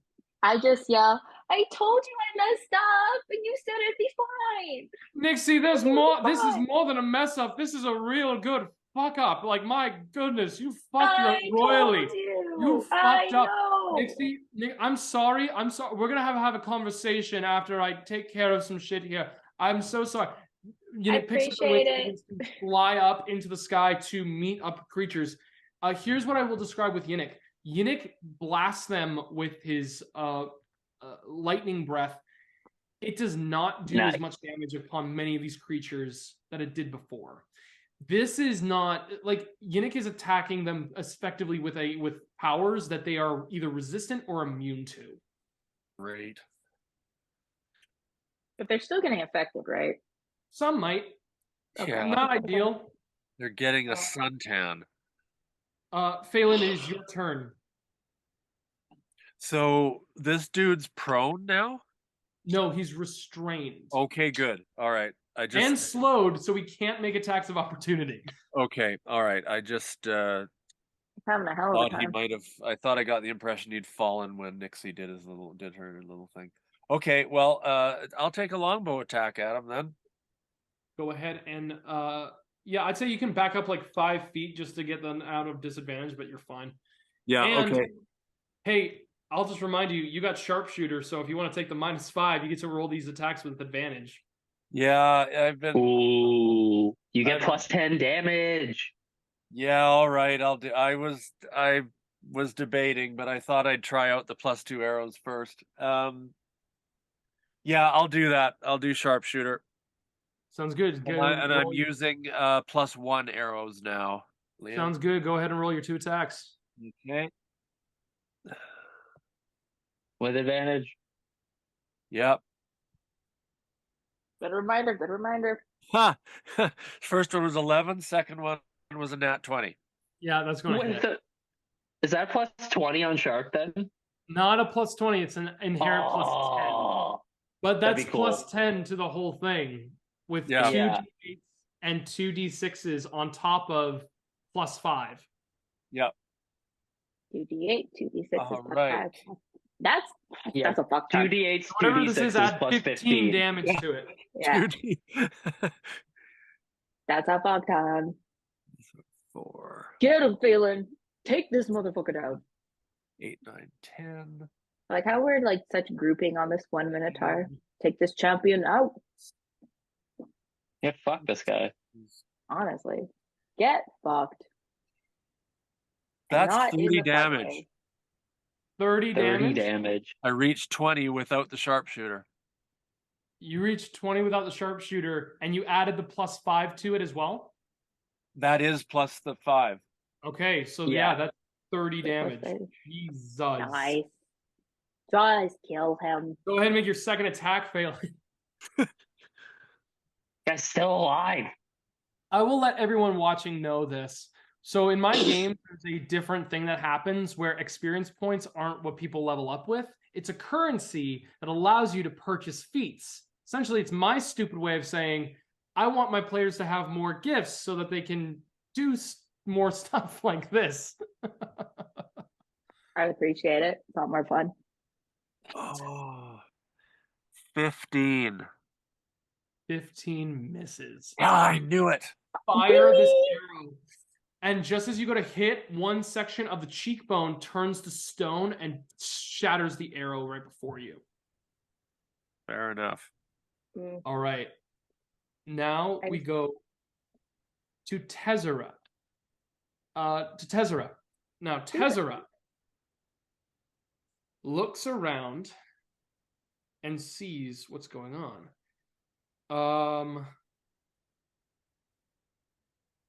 Just I'm so gonna I'm sure, Tezzera is the the naked elf main- that I.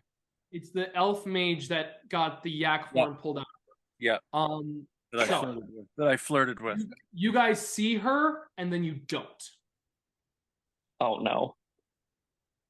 Excellent. That might be She just interesting. left. She just dipped. You Actually, know what? Girl, same. Actually, let me just check and see something. Can she do that? Can she do that?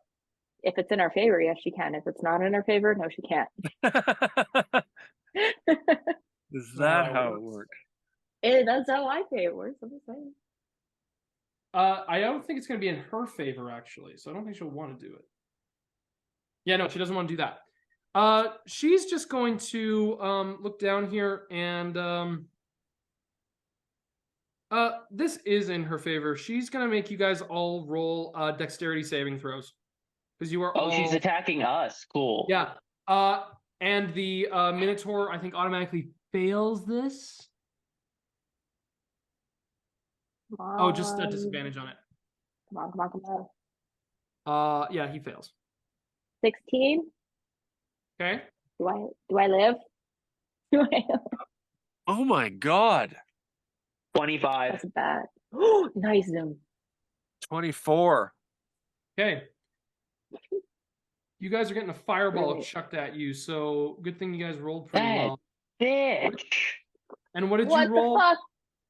And Nyxi, you said you rolled a 15. I'm gonna die today. you succeed.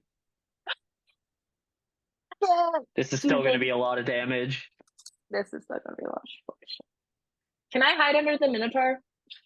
You're gonna have to. Can I use him as a shield? That's pretty good. I like slide over to the side like I'm in a rodeo. Okay, so that's 33 points of fire damage reduced to half, so it's 16 points. 16 points of fire damage hits you guys. A lot of fire damage. The Minotaur took all of that. Still standing? Oh, but he has resistance to fire damage naturally because of his shield. Ah. So he took Not- 16. He's not called the champion for nothing. Okay.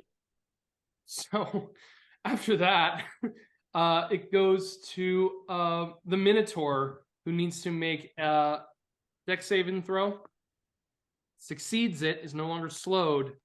And then you guys see as the Minotaur is like, oh, yeah! And freezes in place as they completely turn to stone. Ha, bitch. Right.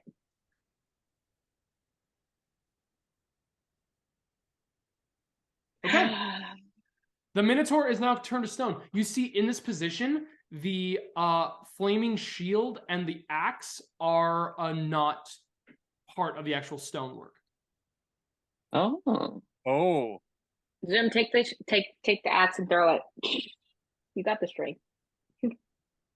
Yeah, take Uh, the shield as well. Take the shield, yeah. I mean, I don't need Are the you- shield. I mean, we're Well, I'm in assuming open if area. I grabbed this axe, it would probably be a two-handed axe. This is a huge Minotaur's weapon. Like, you pick this up, you'd have to make an athletics check with it. He has pants. Oh, It's I know he powerful. has pants. I know he has pants. You're going to have to make a But you pretty don't big care. athletics check with this one to be able to move comfortably with it, because it's a massive piece of, like, bronze fire right here. This is like including the fact that I can carry big things. Yes, this is, because, like, you consider yourself larger, but you still need to, like, roll the athletics to see how, like, I'll try. yeah, Just to Give see it- if I can hold on to it. give it a go. Nope, that's 9. 9. Your power pants, you feel it crushing.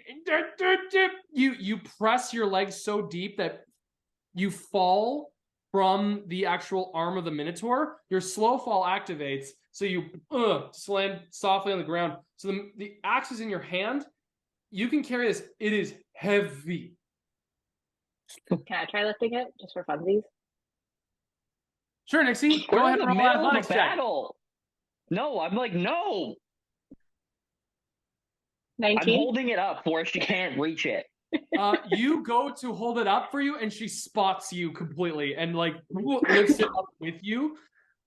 She doesn't have a grip on it, but she allows you to successfully put it up on your shoulder here. You're welcome. Thanks. I didn't get buff for nothing. I did not grind this hard. You guys Work see it as, out like, for storm nothing. clouds begin to move as all these individuals are scattering. We have to get out of here. Yeah. How? I Is there don't know, stairs but or we is have this to just go. like a giant? Is this just a giant island, or is there like any like elevator? I'm we gonna could take? start. I'm gonna start running towards where Mead was. Yeah, I'm gonna follow. All right. You guys begin to run. Faelyn, it's your turn technically right now. Okay, is this shield as big as as big as the Yeah. weapon? Yeah, it's big. Yeah, okay. Not gonna happen. Okay. Okay, yeah, I'll follow them. I'm just gonna follow, and I'm gonna. Can I do? I don't have any sense of where Tezera is because she's now invisible, right? She's not invisible. She is currently above you. She's flying right now, but she is currently in that vicinity. You can see her.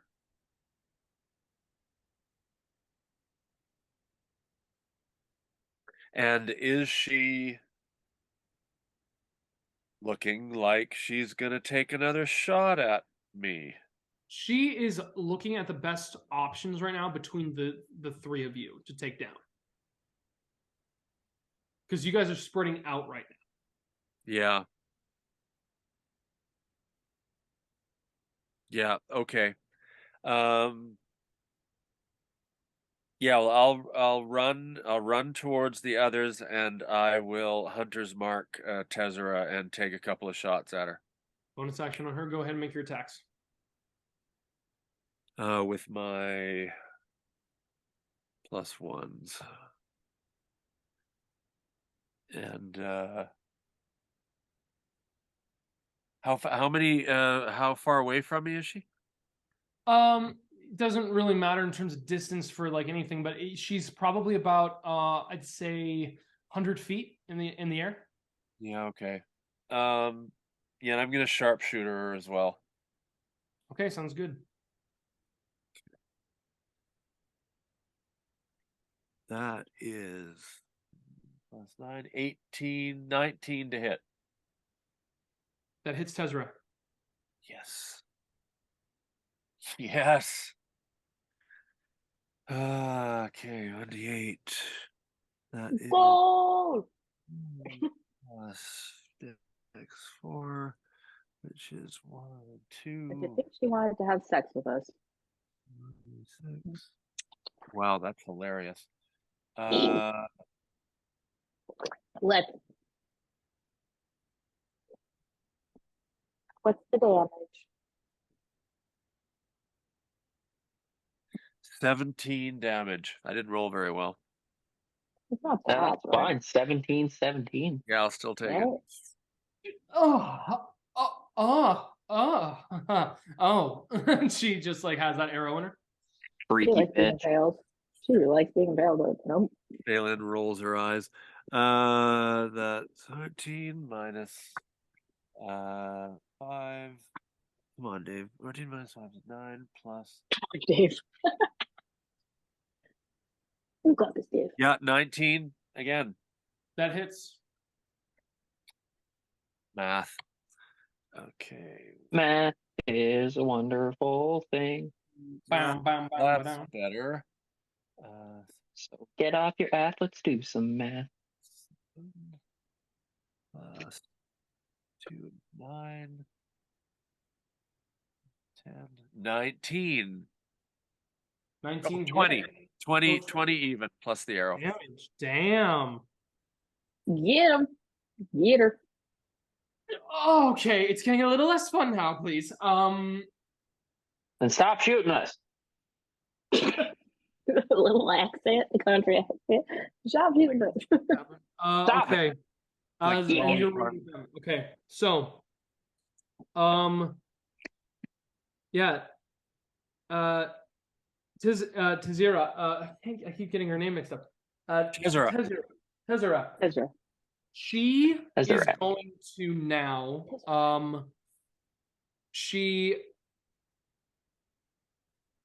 You see her cast something that causes like this kind of like shimmer around her body, to kind of like, it seems like an extra little bit of layer around her, and Little bitch.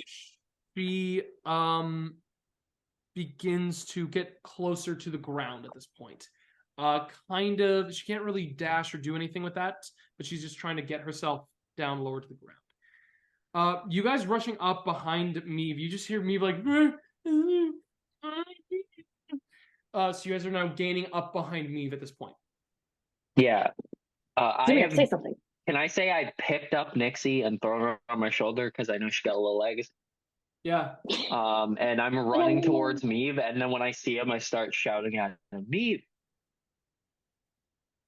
I need you to make a persuasion check here. And I need Better you use to my use- friending. Call I'm your not friend. good at those. Can I assist him with my I'm riz? just trying to. With my riz. Nyxi has a lot of riz. Okay. With your what? My riz, you know? Oh, Charisma? No Riz. No. No Riz. There's no Riz. There's no Riz in this. I got a lot of charisma, okay? In general. Not really stats wise, but 7. Nyxi can talk. 7. This moment happens where Nyxi, I need you to make a Constitution saving throw for me, please. No. Or 22. wisdom saving throw. Wisdom saving throw, sorry. You son of a bitch. 17. That succeeds. What's- One of the eye stalks shoots back reflexively towards you guys. It hits you, Nyxi, and you're able to resist whatever effect it has. Zummyar, you get to the contact. You get right near Meave at this point. Jesus. I say, Meave, calm down. We're all getting out of here. I don't Thank know you. what to do, Look at Zumi. I me. don't know what Look to at do. me. Thank you. I so can't much. look You at you, helped Zumi, us. otherwise I'm going to make your power pants deflate and I'm going to lose Help magic. us. I can't do it, Help dude. us. I can't do it, Zumi. I can't do it. Help us. We're all getting out of here. You can go. You don't have to be here. We can all leave. He turns to actually look at you, and you can see, like, your pants deflate. His eye stalks and eyes are watering at this moment. He is terrified. And he looks. He sees you and Nyxi, and with you, his one eye fires off, and he immediately casts telekinesis on you, and he lifts you up off the air. Holy fuck. How far away is Faelyn? Faelyn is running up here. Faelyn, it is your turn. Diablo at this point is back on your shoulder here, Nyxi. Oh, thank God. I was thinking about him. Faelyn, what are you doing? yeah, I dash and get right up to... How many feet away am I?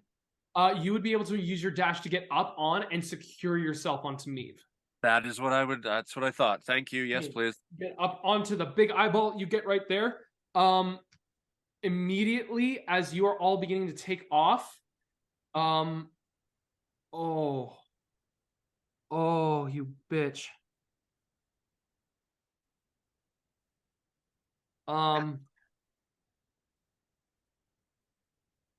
Meave takes 24 points of damage as he's hit with a firebolt right on his backside. You can see the Tezira has shot a firebolt at him. Just like, oh, you pink purple testicle, you worthless fucking thing. Meave. Oh, no. Meave. I say, Meave, you can do whatever you want to her. Get her. See Who the here. fuck does this bitch think she is? Everything she said to you, everything she's ever done to you, you can do whatever you want now. Let that rage fester. Show her what And you thought. we know you're stronger than she is. Let That's loose. why she's afraid. She's jealous. She's jealous and she's afraid. And that's why she Show her. picks on you to make you feel Show her. lesser. Show her. Sure, You you guys- better. Putting these moments, you guys just see the like articulated like teeth of Meave. His eyes, Sonic big like teeth. soft doe eye, goes into a violent focus. His Holy eye shit. stalk turns around. This energy comes out as a. Well, they need to make a con save. They succeed the con save, which may have just saved their life at this point. We'll see though. That is 35 points of necrotic damage as a like darkish, like kind of like black ray fires off, and she oh shit does that. She just starts She goes, coughing up. She just starts coughing up, just like ichor. Cockroaches. And yeah, cockroaches at this moment. as if she's a mummified corpse at this point. She just begins Ew. to wither in this spot, and Me's like, long have you said that I was icky and gross, and you didn't want me to be around people because I wasn't a champion, and I was summoned by accident. I wasn't summoned by accident. I was born of nightmares, you bitch! Fuck you! And he fires another ray. Fuck yeah, me. At that moment, she me. freezes in place, paralyzed in this withering, mummified portion. And Meave immediately Get begins wrecked. all of you on his back. Begins to fucking go. Hey, now you guys are in the air. Now, I believe you confirmed that I know the direction to Palmyra's. Oh, you do. You're gonna have to see if you get through the rest of this shit. So, There. Oh yeah, no. But you I'm still guys gonna. are What about Just Yinik? hyping up me right now. you guys Wait, have Nyxi's like, Yinik, what about Yinik? you guys What's have happening to Yinik? Nyxi, how many times do we have to go for this? Palominas. Nothing else matters. all right. Right, you're right. You guys have two rounds basically to do anything you guys want to at this moment, while you guys are flying up towards the armada of individuals that are currently warring with a bunch of Pegasi that are currently flying around here. Like, Yinik is kind of like working interference. They're not fighting for you. They're just trying to get all the most dangerous people away from their palace at this point. Like, as much as Yinik is an ally, Yinik is also driven by their station and position. Like, that is what is paramount. Well, So there are other was left individuals that are earlier, coming yeah. through. You Okay. guys have 2 rounds to do stuff. Okay. Well, my question was based around if I know which direction it is it the direction that the Armada is coming at us, or is it the opposite direction? You got to go through that rift. You got to go. Okay. Now they're chaotically scattered, so you have an Yeah. opportunity to go through. I would say if you want to make a navigation check, make a survival check with or you can give Meave survival with advantage if you want to help him on this first check here. Yes, that makes a lot of sense. Okay. Okay, Yeah. not amazing. Meave is a little bit scattered, so he's going to kind of have to start going through spaces. He might be able to know a little bit more before when they get out of the rift, but right now it's not a lot. With your guys' hyping, Meave does not fly fast. Meave can only go like a certain amount of speed and is currently dashing a lot of the time. If Meave does anything really with his rays, he's going to be slowing down. You guys are going to be in a lot worse position. Yeah. So he's kind of, what Meave is doing essentially is with his central eye is catching all of the like, what is it called? All of the like thunder and lightning energy that's being sent to you guys and is intercepting it into his giant cone so that you guys are not hurt in this moment, basically, as you flee. That's so fucking Yeah. cool. That's dope. Thank you, babe. I'm kind of like catting his eyeball or whatever is. Well, don't blind him. I'm not trying to. I'm trying- That's why he can't see now. That's what it is. No, it's just Nyxi! gentle. Gentle. Yeah, it's just a gentle poke of the eye. Just a gentle Just poke right in gently his touching pupil. your eye. Okay, Hey. so here's what I'm thinking is that Faelyn would be being who she is, knowing where they want to go, at least as the crow flies or as the Meave flies, as the eye flies. I'd be looking for any one of the Armada beings that might be getting past Yinik, that might be getting in our way and just waiting to take one down, sort of a la striding the wings of an eagle with my bow and arrow out looking to run some interference. Go ahead and make a perception check. Okay.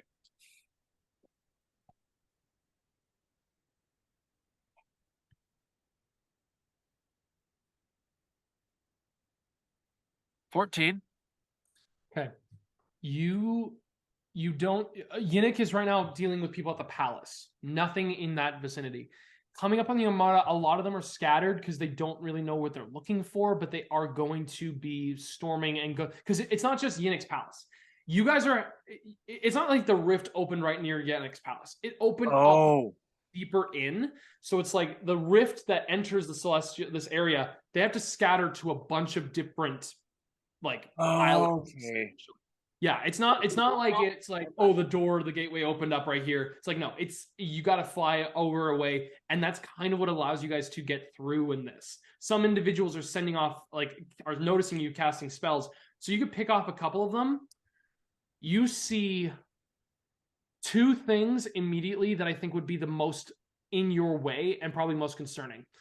There is a massive, fully formed, like, air elemental, like storm elemental, that is currently drifting off out of the rift in the opposite direction of where you're going. Doesn't look like it is a threat now, but if you get caught in that, you're fucked. Yep. You clock an individual that is making their way towards you on top of like this electric warhorse. And on them, they are clad in this ornamented ornamented plate mail and beginning to make their way down towards you. And they are holding what looks to be some kind of like staff or rod in hand, and it is like as they go through here, a small cloud is billowing up above them. Can I use one of my moves? This is Faelyn doing their action, so with that, Faelyn, I'm going to say those are you clocking all of your actions at this Good moment. luck, Faelyn. Now, Nyxi and Zummyar, what are you guys doing? Can I release DiGiorno? Release first action, yeah. You guys see as Nyxi is in this like little telekinetic ray right now with Zummyar. Like Zummyar, you're kind of locked in that. She opens up this thing. All of a sudden, swirling blue air begins to encapsulate you, almost like a fog, but then it's pulled all the way back like a cloud. It billows around you, all collects up, and then this beautiful androgynous standing Djinni stands before you in this elaborate flowing vest with a scimitar in hand, and you see DiGiorno say, "Oh, hello, my master. For a time, I'd like to ask one of your 3 wishes you wish to call upon. Might I inquire, what is the nature of the wish? What can I grant? And am I free yet?" Fuck, okay, that's a lot. Can I like quickly like whisper in Zummyar's ear and like, what do we specifically want to wish for? Lemira's pocket dimension. You opened it. I thought you knew what you wanted. I don't know. You guys, I just kept hearing like use the Djinni. Can you are you able to teleport people? A whisk for teleportation, you so desire. Well, this is simplistic magic. A teleportation shall be at hand. Perfect. Can you send all of us to the location that Faelyn knows? Which is Palomina's Faelyn crater. Palomina's pocket dimension. You say immediately the location that Faelyn knows. Of course. Perfect. You guys immediately teleport right back to the palace. Yeah, a wish is granted upon this day. Actually, yes, because they have to go into your mind. That's a 13. Faelyn, go ahead and make an intelligence saving throw for me, please. You need to be more specific. Sorry. 16. 16? Let us quickly see, because you all could be fucked in this moment. Let's see. This could really fuck you. Well, I'm confused. You want me to help you be free? You can't do this to me. Faelyn knows so many locations. You could have just gone straight to But the I'd said that just before she made her wish. So does that? It's not what you say. It's what she says. Holy fuck! I'm sorry, guys. I didn't remember. Oh, I get it. They didn't start with a P. You said 16. Yep. I don't want to use my other 2 wishes. That just beats it. So here's what happens. So This person goes, unfortunately, this individual is allowing me to not go inside of their mind at this moment to access their memories. However, if they allow me to enter in, I might be able to find something. To mine? Yeah, you. Yeah. Oh, I think about about that pocket dimension. Like I've been thinking about it for about 9 seconds now. Okay. So the genie says, in this vein goes, ah, yes, a teleportation to an interdimensional planar space. Very good. Oh my god. You guys begin to feel as the energy moves through you in this moment, and you guys all encapsulated in a cloud. You guys, all of you, Meave, each and every single one of you disappears in this fog cloud and turns up inside of the demiplane. Not by the crater. You guys are inside of the actual space. Good. As soon as you enter into the area, welcome once, a wish has been granted, and I must say, right, a captivating risk. As the second that happens, glyphs all around the main entrance of this space light up. I need you guys to make dexterity saving throws for me, please. We're all gonna You die. gotta be God, fucking Actually, kidding before dex saves, wisdom saves. Okay. Okay. Yeah. 30-20. Dirty 20 on the wisdom save. Okay. Wait, wisdom? Why do Wisdom I always first. have a -2 on wisdom? That would be a 16. 16? Yeah. 22. 22 on the God. wisdom. Sounds good. Let me just look up a quick card thing here. Okay. That's 2 today. Yes, I Okay. saw that. Did anybody roll? What did you roll, Nyxi? The first one, For the wisdom save. 16. Okay, 16. you are paralyzed as a hold person comes up onto you. Meave is also paralyzed. You guys are going to be hit. What is a fair hit for you guys here from a Nothing that will kill spellcaster? us. What would a powerful spellcaster hit Oh yeah, right. Fair enough. to Because we protect? just broke in. Well, you guys told me the location. Yeah. No, yeah, You no, have this a is good. location. This is Now that I This is think still of it, much it would have been better. wiser to just end up just outside. Oh well. Let's see if I'm this going is to be still this much better. I'm improvising damage amounts. I just want to make sure I'm not being a Someone dick. holler. Can someone holler at who this person is and be like, Yodelaki, who we're here? Like, ding Well, dong. if- Ding dong. If Faelyn sees that and isn't paralyzed, then yes, she'll yell out. But we're not there yet, I don't think. You guys are currently Didn't she give us some kind of like key or something? to enter from the outside. You guys just Yeah. straight up Yeah. teleported inside of the Yeah. demiplane. This Should is we what I'm teleport saying. outside the demiplane before this attack? I'm gonna try to like take out the key, like. Nope, that's not how it works, guys. I apologize. I know. I Oh, don't know if it Lord. works like that, but I'm trying to take it out and see if it does anything. Can I? I'm frozen. Can one of y'all help? Help! Okay. Oh, shoot. So all of you need to, this is fair. It's gonna suck, but yeah. Okay. So I need all of you to make dexterity saving throws. Nyxi, you Yeah. automatically fail as well as Meave. I literally just rolled. And you know what I rolled? And I definitely failed that. You What's know what I wrong? just rolled? A nat 20. And I fail automatically? Yep. The bullshit. Meave, I rolled a 13. Zummyar. Oh, we're all gonna die. Nyxi. And if I have to regenerate somewhere in this And world, Faelyn. because it's got all cool stuff again. Oh no, Faelyn. Oh no.